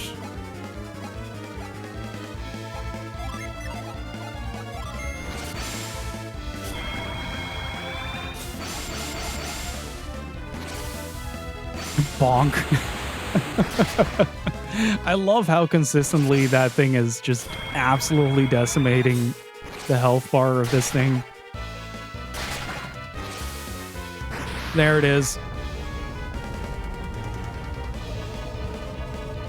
Can we survive? Can we survive?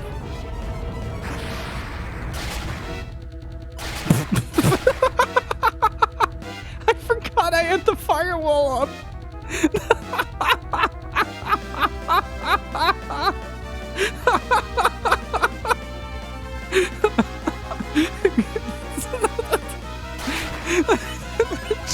You try.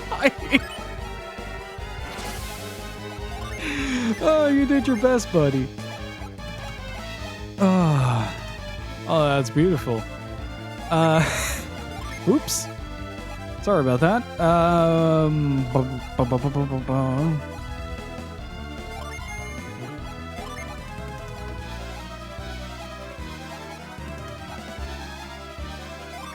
I don't know if I can paralyze him.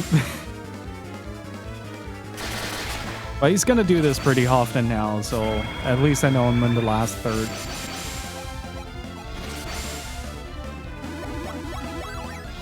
The thing is, though, I don't know if it's... like, I have enough resistance to deal with this now, so that's good. Normally that does like 150 damage or something like that. It's pretty rough.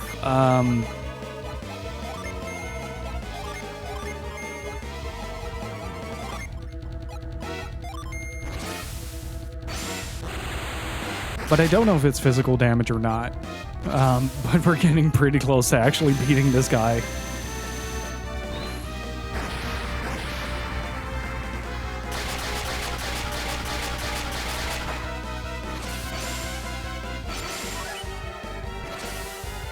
Deadly Axe.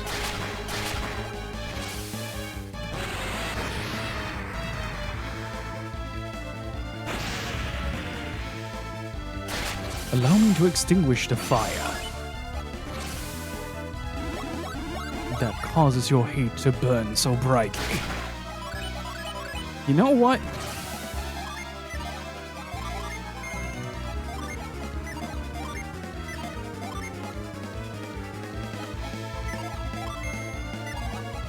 Perfect. What is he missing? Ospreys, okay. You know what?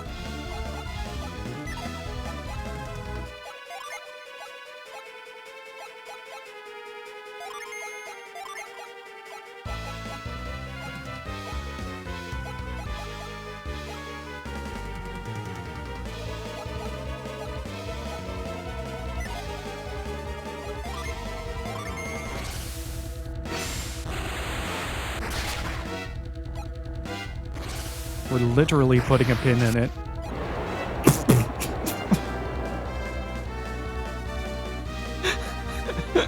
The pure irony of beating the fusion dragon with a level 1 Mars summon. Is there weak as shit I can throw at you? Please die.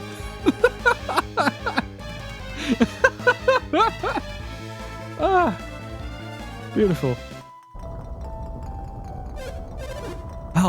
How did we lose? We fucked up. It's the power of Dragoon, baby.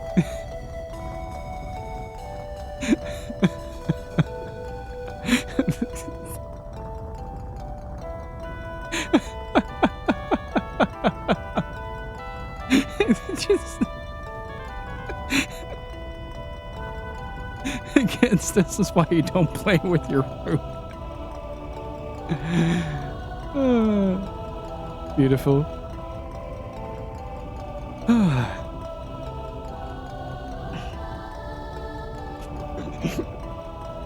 Just light a match in a volcano, and the volcano suddenly erupts, you know.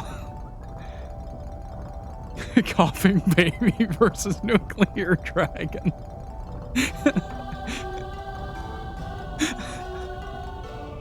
You know what this is? You know in Street Fighter where you get beaten by somebody spamming Hadokens in the corner, you just don't know what to do against it. It sucks. Forgot there was a jump button. We are superior in every way, but still we were defeated. Ah, I'm crying a bit. That was beautiful. We did it. We won. We beat them, but have we really won? Yes. Even though we couldn't stop the beacon from being lit? What are you talking about? We did everything we could. Sure, we couldn't save the Venus Lighthouse, but we beat them. They're gone. You saw them fall down into the pit. So we don't have to worry about any more beacons being lit. But Felix is gone and he's taken Sheba.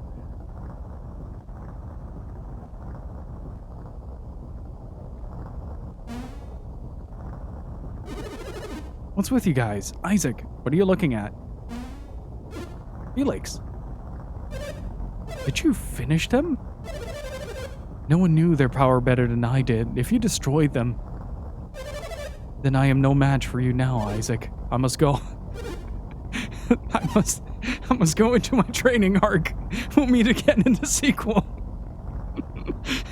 God, I never realized how much of an idiot Felix is in this. Like, I understand where he comes from, given that, like, at first it's like a life debt that he sort of wants to repay, and then he gets indoctrinated into the idea, and, like, Kraden doesn't help in this situation, but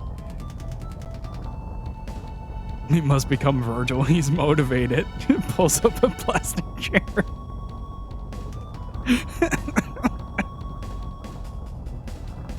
Why do you run from us? Oh. They fell into the lighthouse. It's all over. Poor fools. If you think it's over, you are sadly mistaken. If you plan to light the other beacons, you will still need the elemental stars? We have them. They're gone, Felix. You don't have to light the beacons anymore. Yes, I do. If I don't like the beacons, what will happen? It's no use talking about it. Just wait and see. Fucking hell. I'm starting to understand why I had so much trouble with revisiting the sequels. Like, each time I did like a playthrough of Golden Sun beforehand, and this is the dialogue that you enter Golden Sun 2 with. If you won't release Sheba, we'll have to take her back.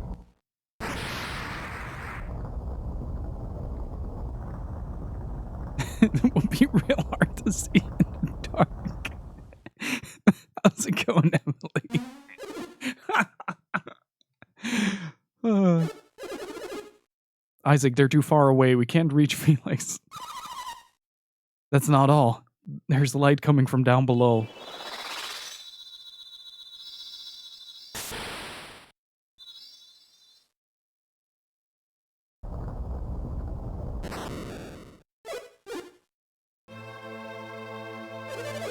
Hold on, Sheba. Take my hand. I can't. You must try. If you don't, you'll fall. Look down. The foundation of the lighthouse, the foundations of the lighthouse are crumbling.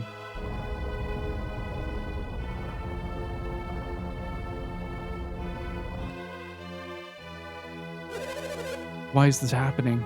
Is it to protect the Venus lighthouse? I'm slipping. I can't hold on any longer. No, don't let go. You can't. You'll... Goodbye, Felix, and thank you.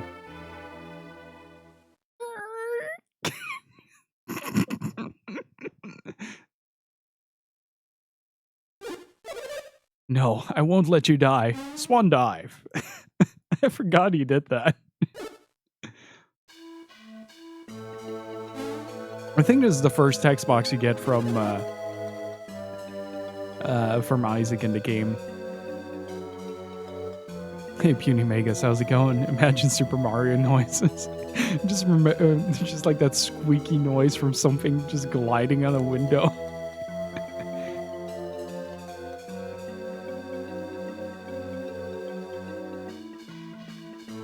Sheba fell after that last tremor. Felix didn't dive into the sea after her, did he? I can't believe he did that from so high up.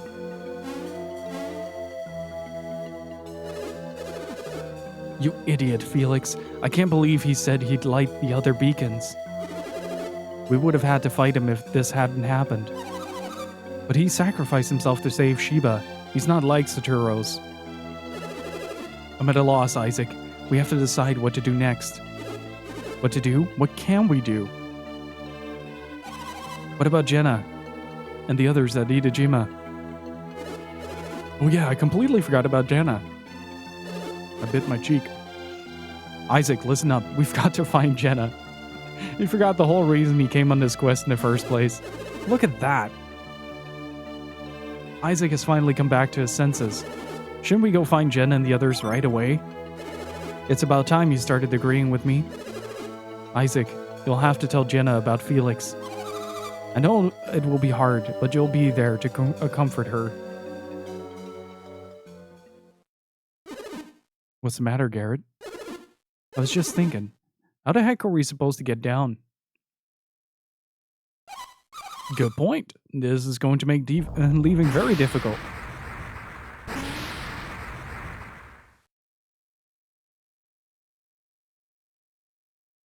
Problem solved? I just imagine Sheba still like squeaking down the wall and the entire lighthouse just going splat. Well, there goes the Lost Age.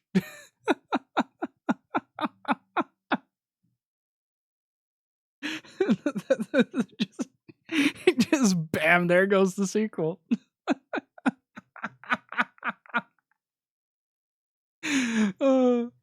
I love this game, but this part is very silly. That was odd. What's going on around here? I don't think we'll ever know. At least now we can go search for Jenna and the others. Alright, let's go, Isaac. It's time to find Jenna.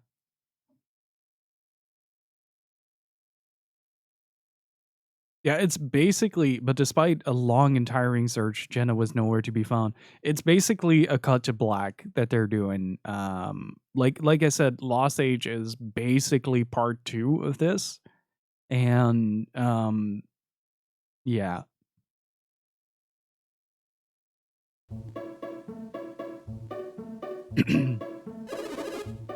How did the search for Sheba turn out?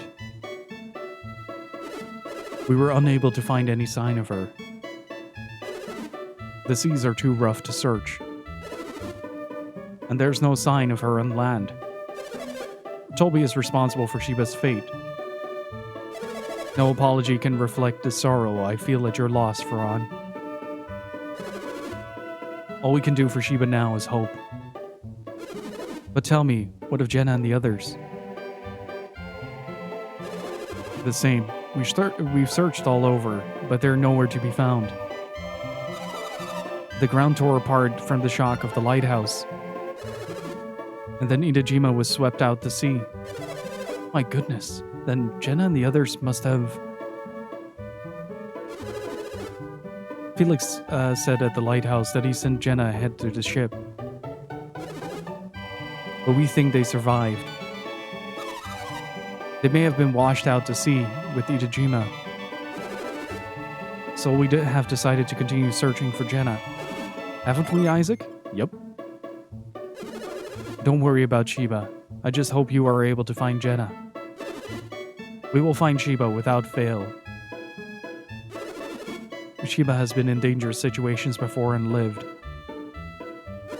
But this time, I believe it was nothing short of a miracle. Who knew the sea would rise up to the lighthouse just as she fell? Can you really call that a miracle? I'd call that a tsunami. Do you think it was just good luck? Let's call it mere coincidence for now. Nothing is coincidental when it comes to this child. So you believe Sheba survived? Yes, I am sure of it. Just because Sheba was an adept? Let's call it what it is, Featherfall. An adept? What is that? Well, it's them. It's someone with abilities like theirs. Isaac, you and your friends are truly amazing. You were able to enter the ancient ruins and get to Venus Lighthouse. But Sheba was different. She couldn't enter the ruins. That's because Sheba's abilities are different from theirs. No matter how many times I explained that to Farhan, he doesn't get it. Garrett, don't be rude. Unfortunately, we don't have time to talk. We've got to go. That's right. I didn't mean to keep you. That didn't come out right. We mean that while we're talking, Jenna and the others are lost at sea. I understand your desire to leave as soon as possible. The seas have been very rough since the beacon was lit. Be careful. You too. Farewell. Take care, and farewell. Thank you very much. I hope your search for Sheba yields success.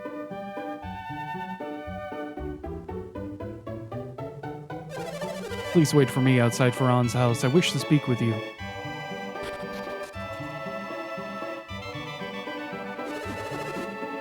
Where are you going, Isaac? Iota asked us to wait. Did you forget? Yes. We're going to need to work on your memory, Isaac. We can delay our departure just a little longer. Let's wait.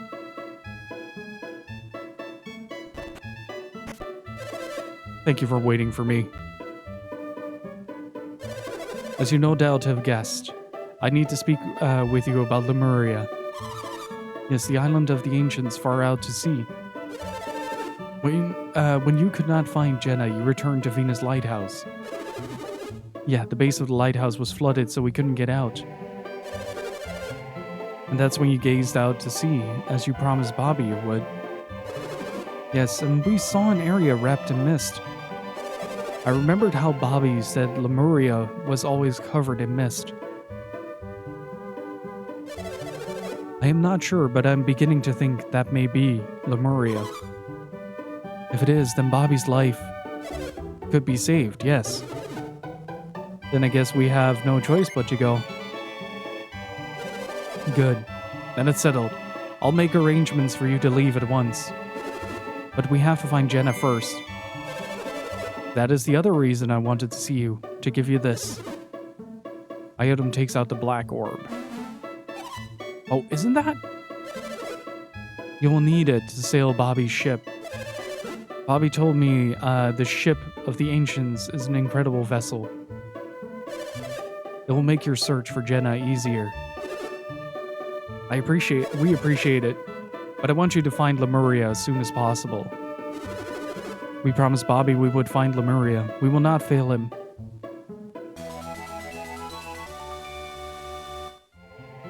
And what if your inventory is full during this? The ship is docked at the edge of town. You will know it when you see it. Farewell, and bring back news of Lemuria. What a great game this is, though. Right on, Isaac. We finally get to see the ocean. To sea we go. It is time to depart.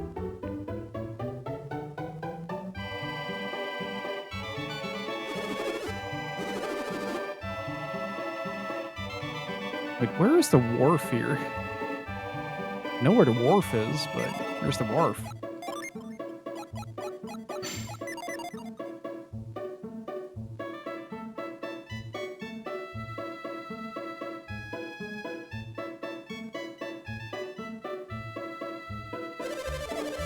I thought they had done me in for sure, but I'm all better now.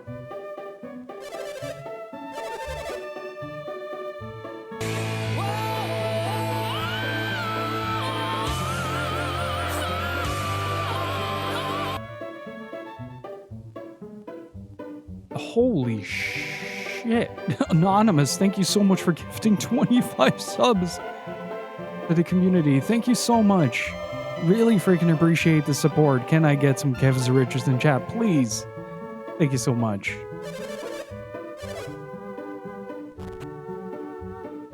And everybody who got a sub, do enjoy your emotes. And again, thank you so much. Hey, Sakradosh, how's it going? And Altison, how's it going? Man.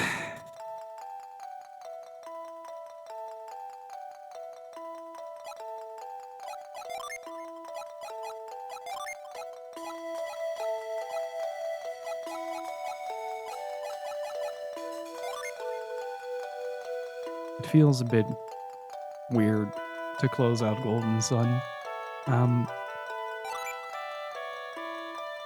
I love this game. It's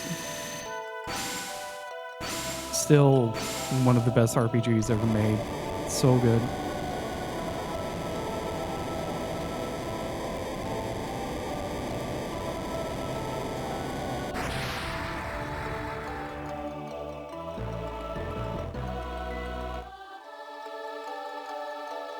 And thank you again, Anonymous, for the 25 subs. That's huge. Thank you so much. It looks like it's finally time to leave Gondolin. It's so strange. We've been traveling for so long, yet it feels like we've only just begun. Now that I think about it, so many things have happened. But our journey will be over as soon as we find Jenna, right?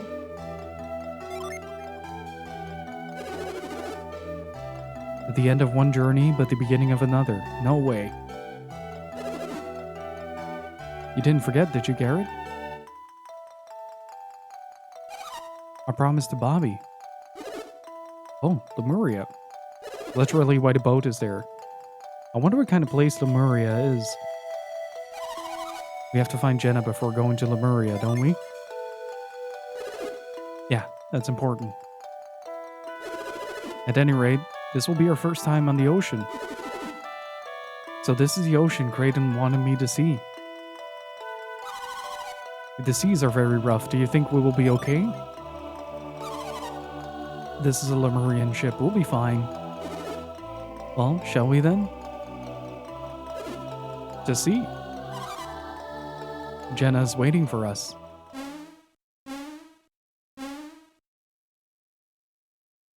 Set sail for the One Piece.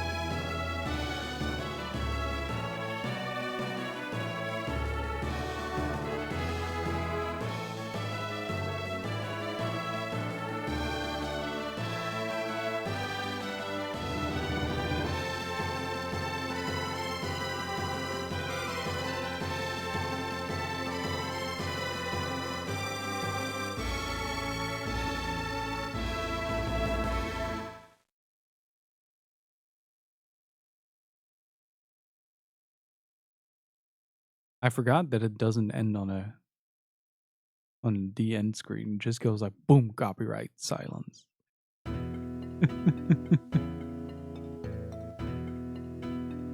Man, this has been a bit of an emotional credit sequence for me, if I'm being entirely honest.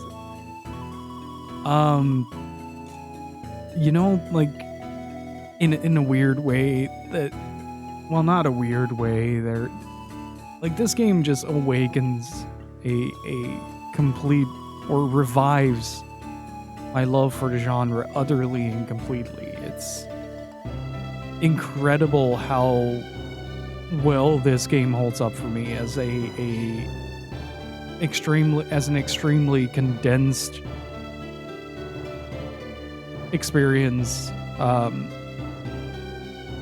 Like it's in my opinion, it's the perfect handheld RPG and one of the best introductions to a genre that people can ask for, if you ask me.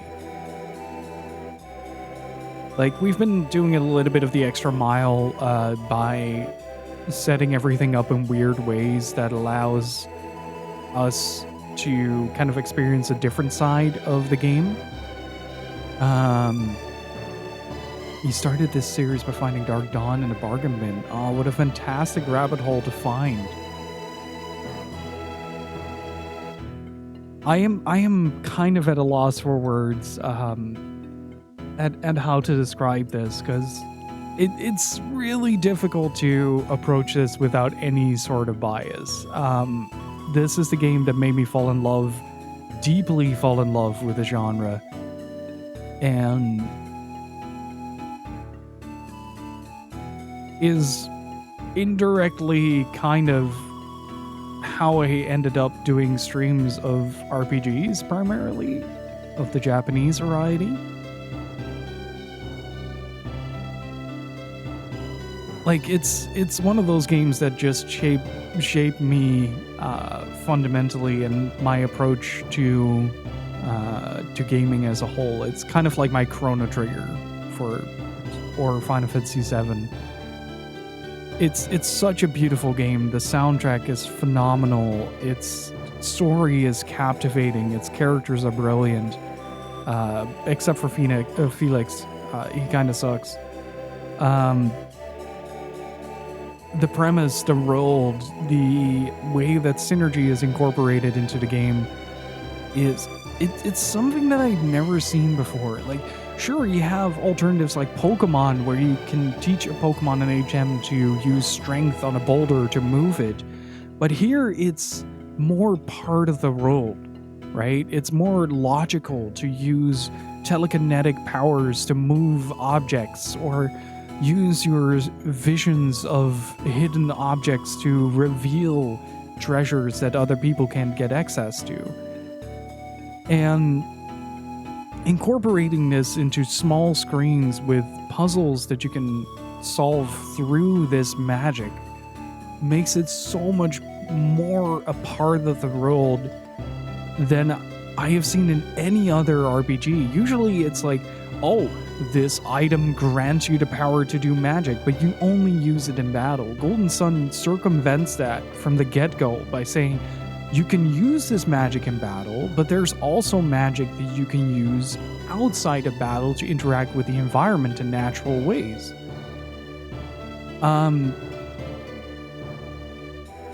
It's beautiful. Like, in my opinion, it's also what helps this game so much is that it's also a relatively short adventure, right? It's the perfect pocket-sized little RPG that you can carry with you, and you can boot it up and travel to a new location the time it takes to wait on the bus. Have a conversation with a couple of NPCs the time it takes to wait for your coffee to be done. And it just elevates the experience throughout the entire game, because like it's such a laser-focused title. Areas that are less interesting are few and far in between, and when you enter them, they're usually gone within like 10-15 minutes. Like, nothing is ever extremely tedious, and as well as introducing like a ginormous variety of approaches that you can do to this game as a whole. Like the Loomba dungeon, for instance, turns this game temporarily into Metal Gear, and each dungeon incorporates its own little bits and pieces from their theme into it in such a way that makes every little interaction with the game extremely memorable. And sort of ending on such a bleak note as well, especially when back in the day when I first played this, Lost Age just released. And so me and my buddies experienced the ending for the first time, like when this game came out. And after that, it was like, oh man, we gotta see what happens next. And immediately, like that captivation, that need to continue exploring the world of Weyard it just boggles my mind with how captivating a game that on a surface level is made to be an entry into the genre, right? It has its unique twists and turns, but it's made with like that idea in mind that started kind of with Dragon Quest III to kind of make RPGs a lot more accessible to newer audiences.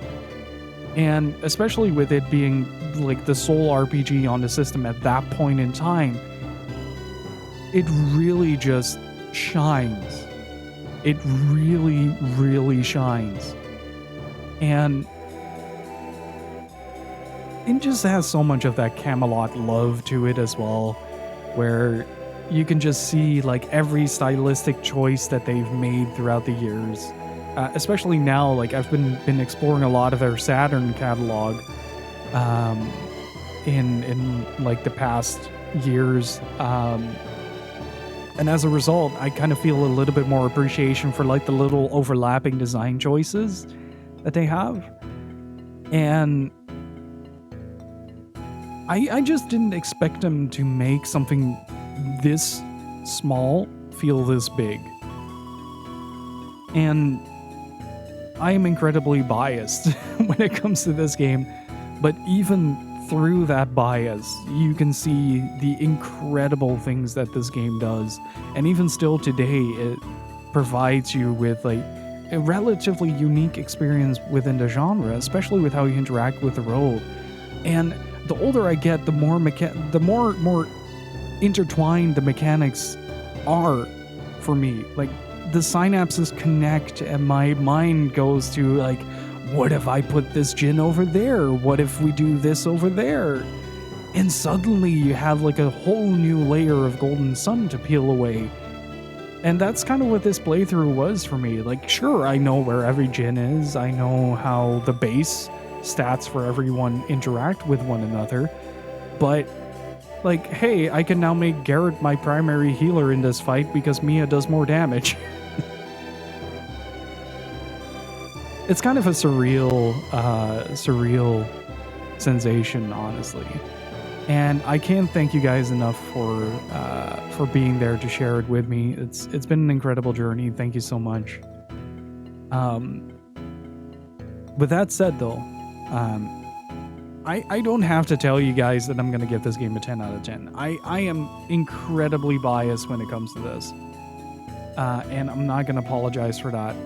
This is one of my favorite games of all time for a reason, and it helped shape my love for a genre that I hold incredibly dear to my heart. Let's see.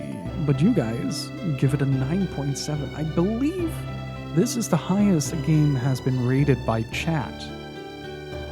Well, let's add that. 270 games completed. How about that, chat? 270 games. I think this is also the first GBA game.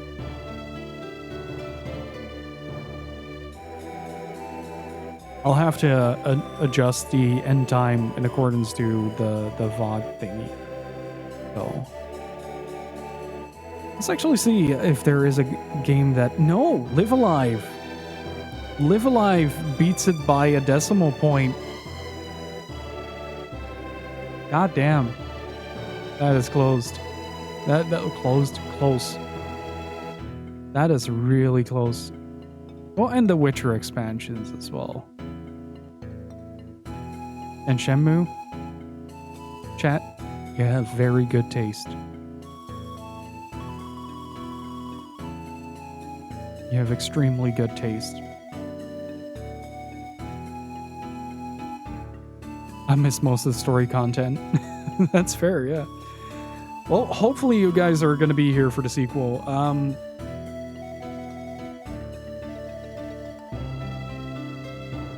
The Witcher expansions are phenomenal. The Witcher 3 expansions. I'm glad you enjoyed it, Nab. Thank you so much for being here. Jesus, it feels weird to end it.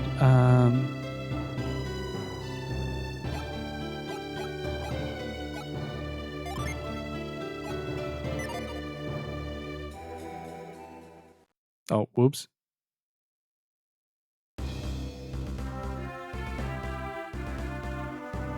Get a little epilogue.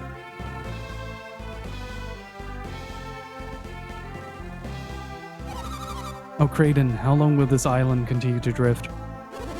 I don't know, wish you could tell me. Sheesh, you're no help in times like this. Hey, I'm hungry. How can you think about food? I wonder what happened to my brother. I can't be certain, but it looks like they lit the Venus beacon. You don't have to tell me that. That's how we wound up adrift at sea, right? You're so cranky today, Jenna. Well, I suppose you must be worried about Felix. Isaac and his friends must have been nearby, too. They probably were. I missed them. Isaac, Felix. Alex is the most Camelot sprite out there, though. Fuck, what was the guy called from Shining Force 3? The Now Bear by Arctic Blast. Dude, there's something I wish to show you. Man, I am losing my voice, though.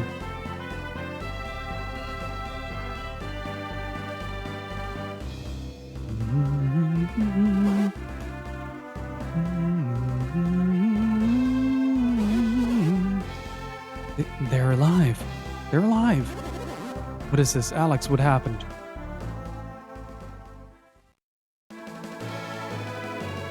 There it is. Thank you guys so much for joining me on this adventure. It's been great. It's honestly, it's been an incredibly heartfelt run. And Emily Asher, thank you for the follow. I appreciate it.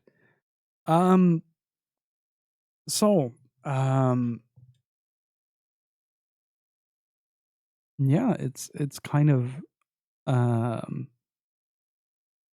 this went on for a lot longer than I thought it would. Granted, I could have beelined it to the final boss, but that wouldn't have been as fun as this was.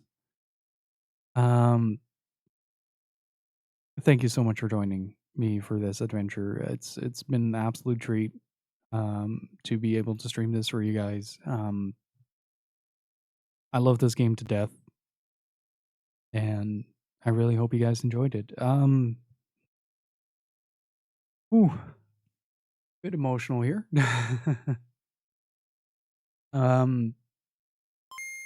So we're gonna be playing the sequel, not immediately after this though. So my plan is to start Star Ocean till the end of time, starting next week, and we're gonna be doing some story for Like a Dragon Gaiden, starting Friday. So do look forward to that. There might be a little bit of a break in between articles over on Tanuki Chicken Attack. Yes, I'm gonna play it until the end of time. This is gonna be a Star Ocean only channel.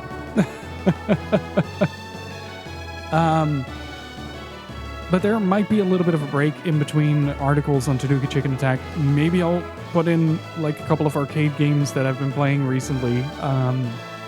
But for the Golden Sun review, I really want to sit down and just get it right. So I don't want to feel like I need to rush it out the door as much.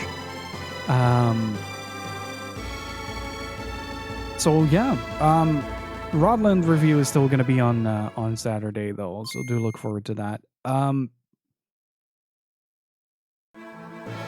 Last Hope. So here's the thing. Star Ocean 3 is part of an initiative that I challenged myself to, where I want to finish a couple of major series that I've been running on the channel: Wild Arms, Star Ocean, and Tales of. For Tales of, we have one entry left, which is Tales of Fantasia, unless there is a new release somewhere this year. Star Ocean, we have 3 and 4 left, so till the end of time and The Last Hope International. Then for Wild Arms, we have 2, 3, and 4 remaining, with potential for Crossfire. But I'm going to keep the Crossfire up in the air a little bit, because I need to see if I can get the PSP working to run it off of hardware. I do have a bit of time for that, but that's kind of my goal for this year, to finish Tales of, finish Star Ocean, finish Wild Arms. So there's a lot to look forward to if you're a fan of classic JRPGs. In between that, in between the major playthroughs, we're going to be doing Golden Sun: The Lost Age. I promise you that.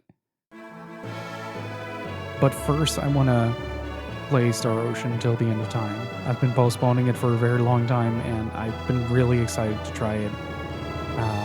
Originally, my plan was to finish Golden Sun, immediately go into Star Ocean, but we all know how that went. So yeah, if you're up for that, do consider hitting that follow button. I'll be back on Friday with a Yakuza Like a Dragon Gaiden. Like a Dragon Gaiden. I'm not gonna get used to that anytime soon. Lost Age is gonna have the best weapon for Ivan from this playthrough as well, so he might look a little bit different when we arrive on the other end. Get ready for Armed Fantasia. That's 2025. Penny Blood and Armed Fantasia are 2025, but before that, I want to have the Wild Arms series cleared.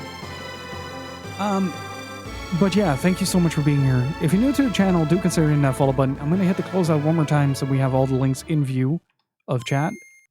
I can't type to save a life. If you enjoyed hanging out with this community, do consider joining the Discord. We play a lot of JRPGs on this channel. We play a lot of like wacky, janky PS2 type games. If that sounds like your cup of tea, feel free to hit that follow button. Thank you so much for all the follows. Massive shout outs to Branka93 for the raid. Thank you so much for sending your people over. Really freaking appreciate it. And a massive shout outs to Anonymous for the 25 gift subs. Thank you so much for supporting the channel. Really freaking appreciate it. Alongside the Discord, we also have 2 YouTube channels. Do subscribe to those.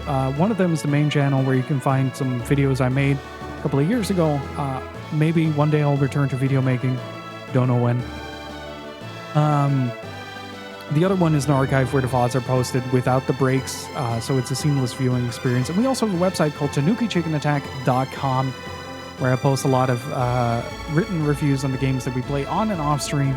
So if you're interested in hearing my extended thoughts on the games that we play on this channel, do head on over there for a bunch of articles. We have like 30 reviews up there. And if you really, really enjoy the stream and want to help out with the entire operation, then you can head on over to coffee.com/TanukiChickenAttack, where you can support both the website and the stream. Thank you so much, everyone. I really freaking appreciate it. Thank you so much for being here. Let's see.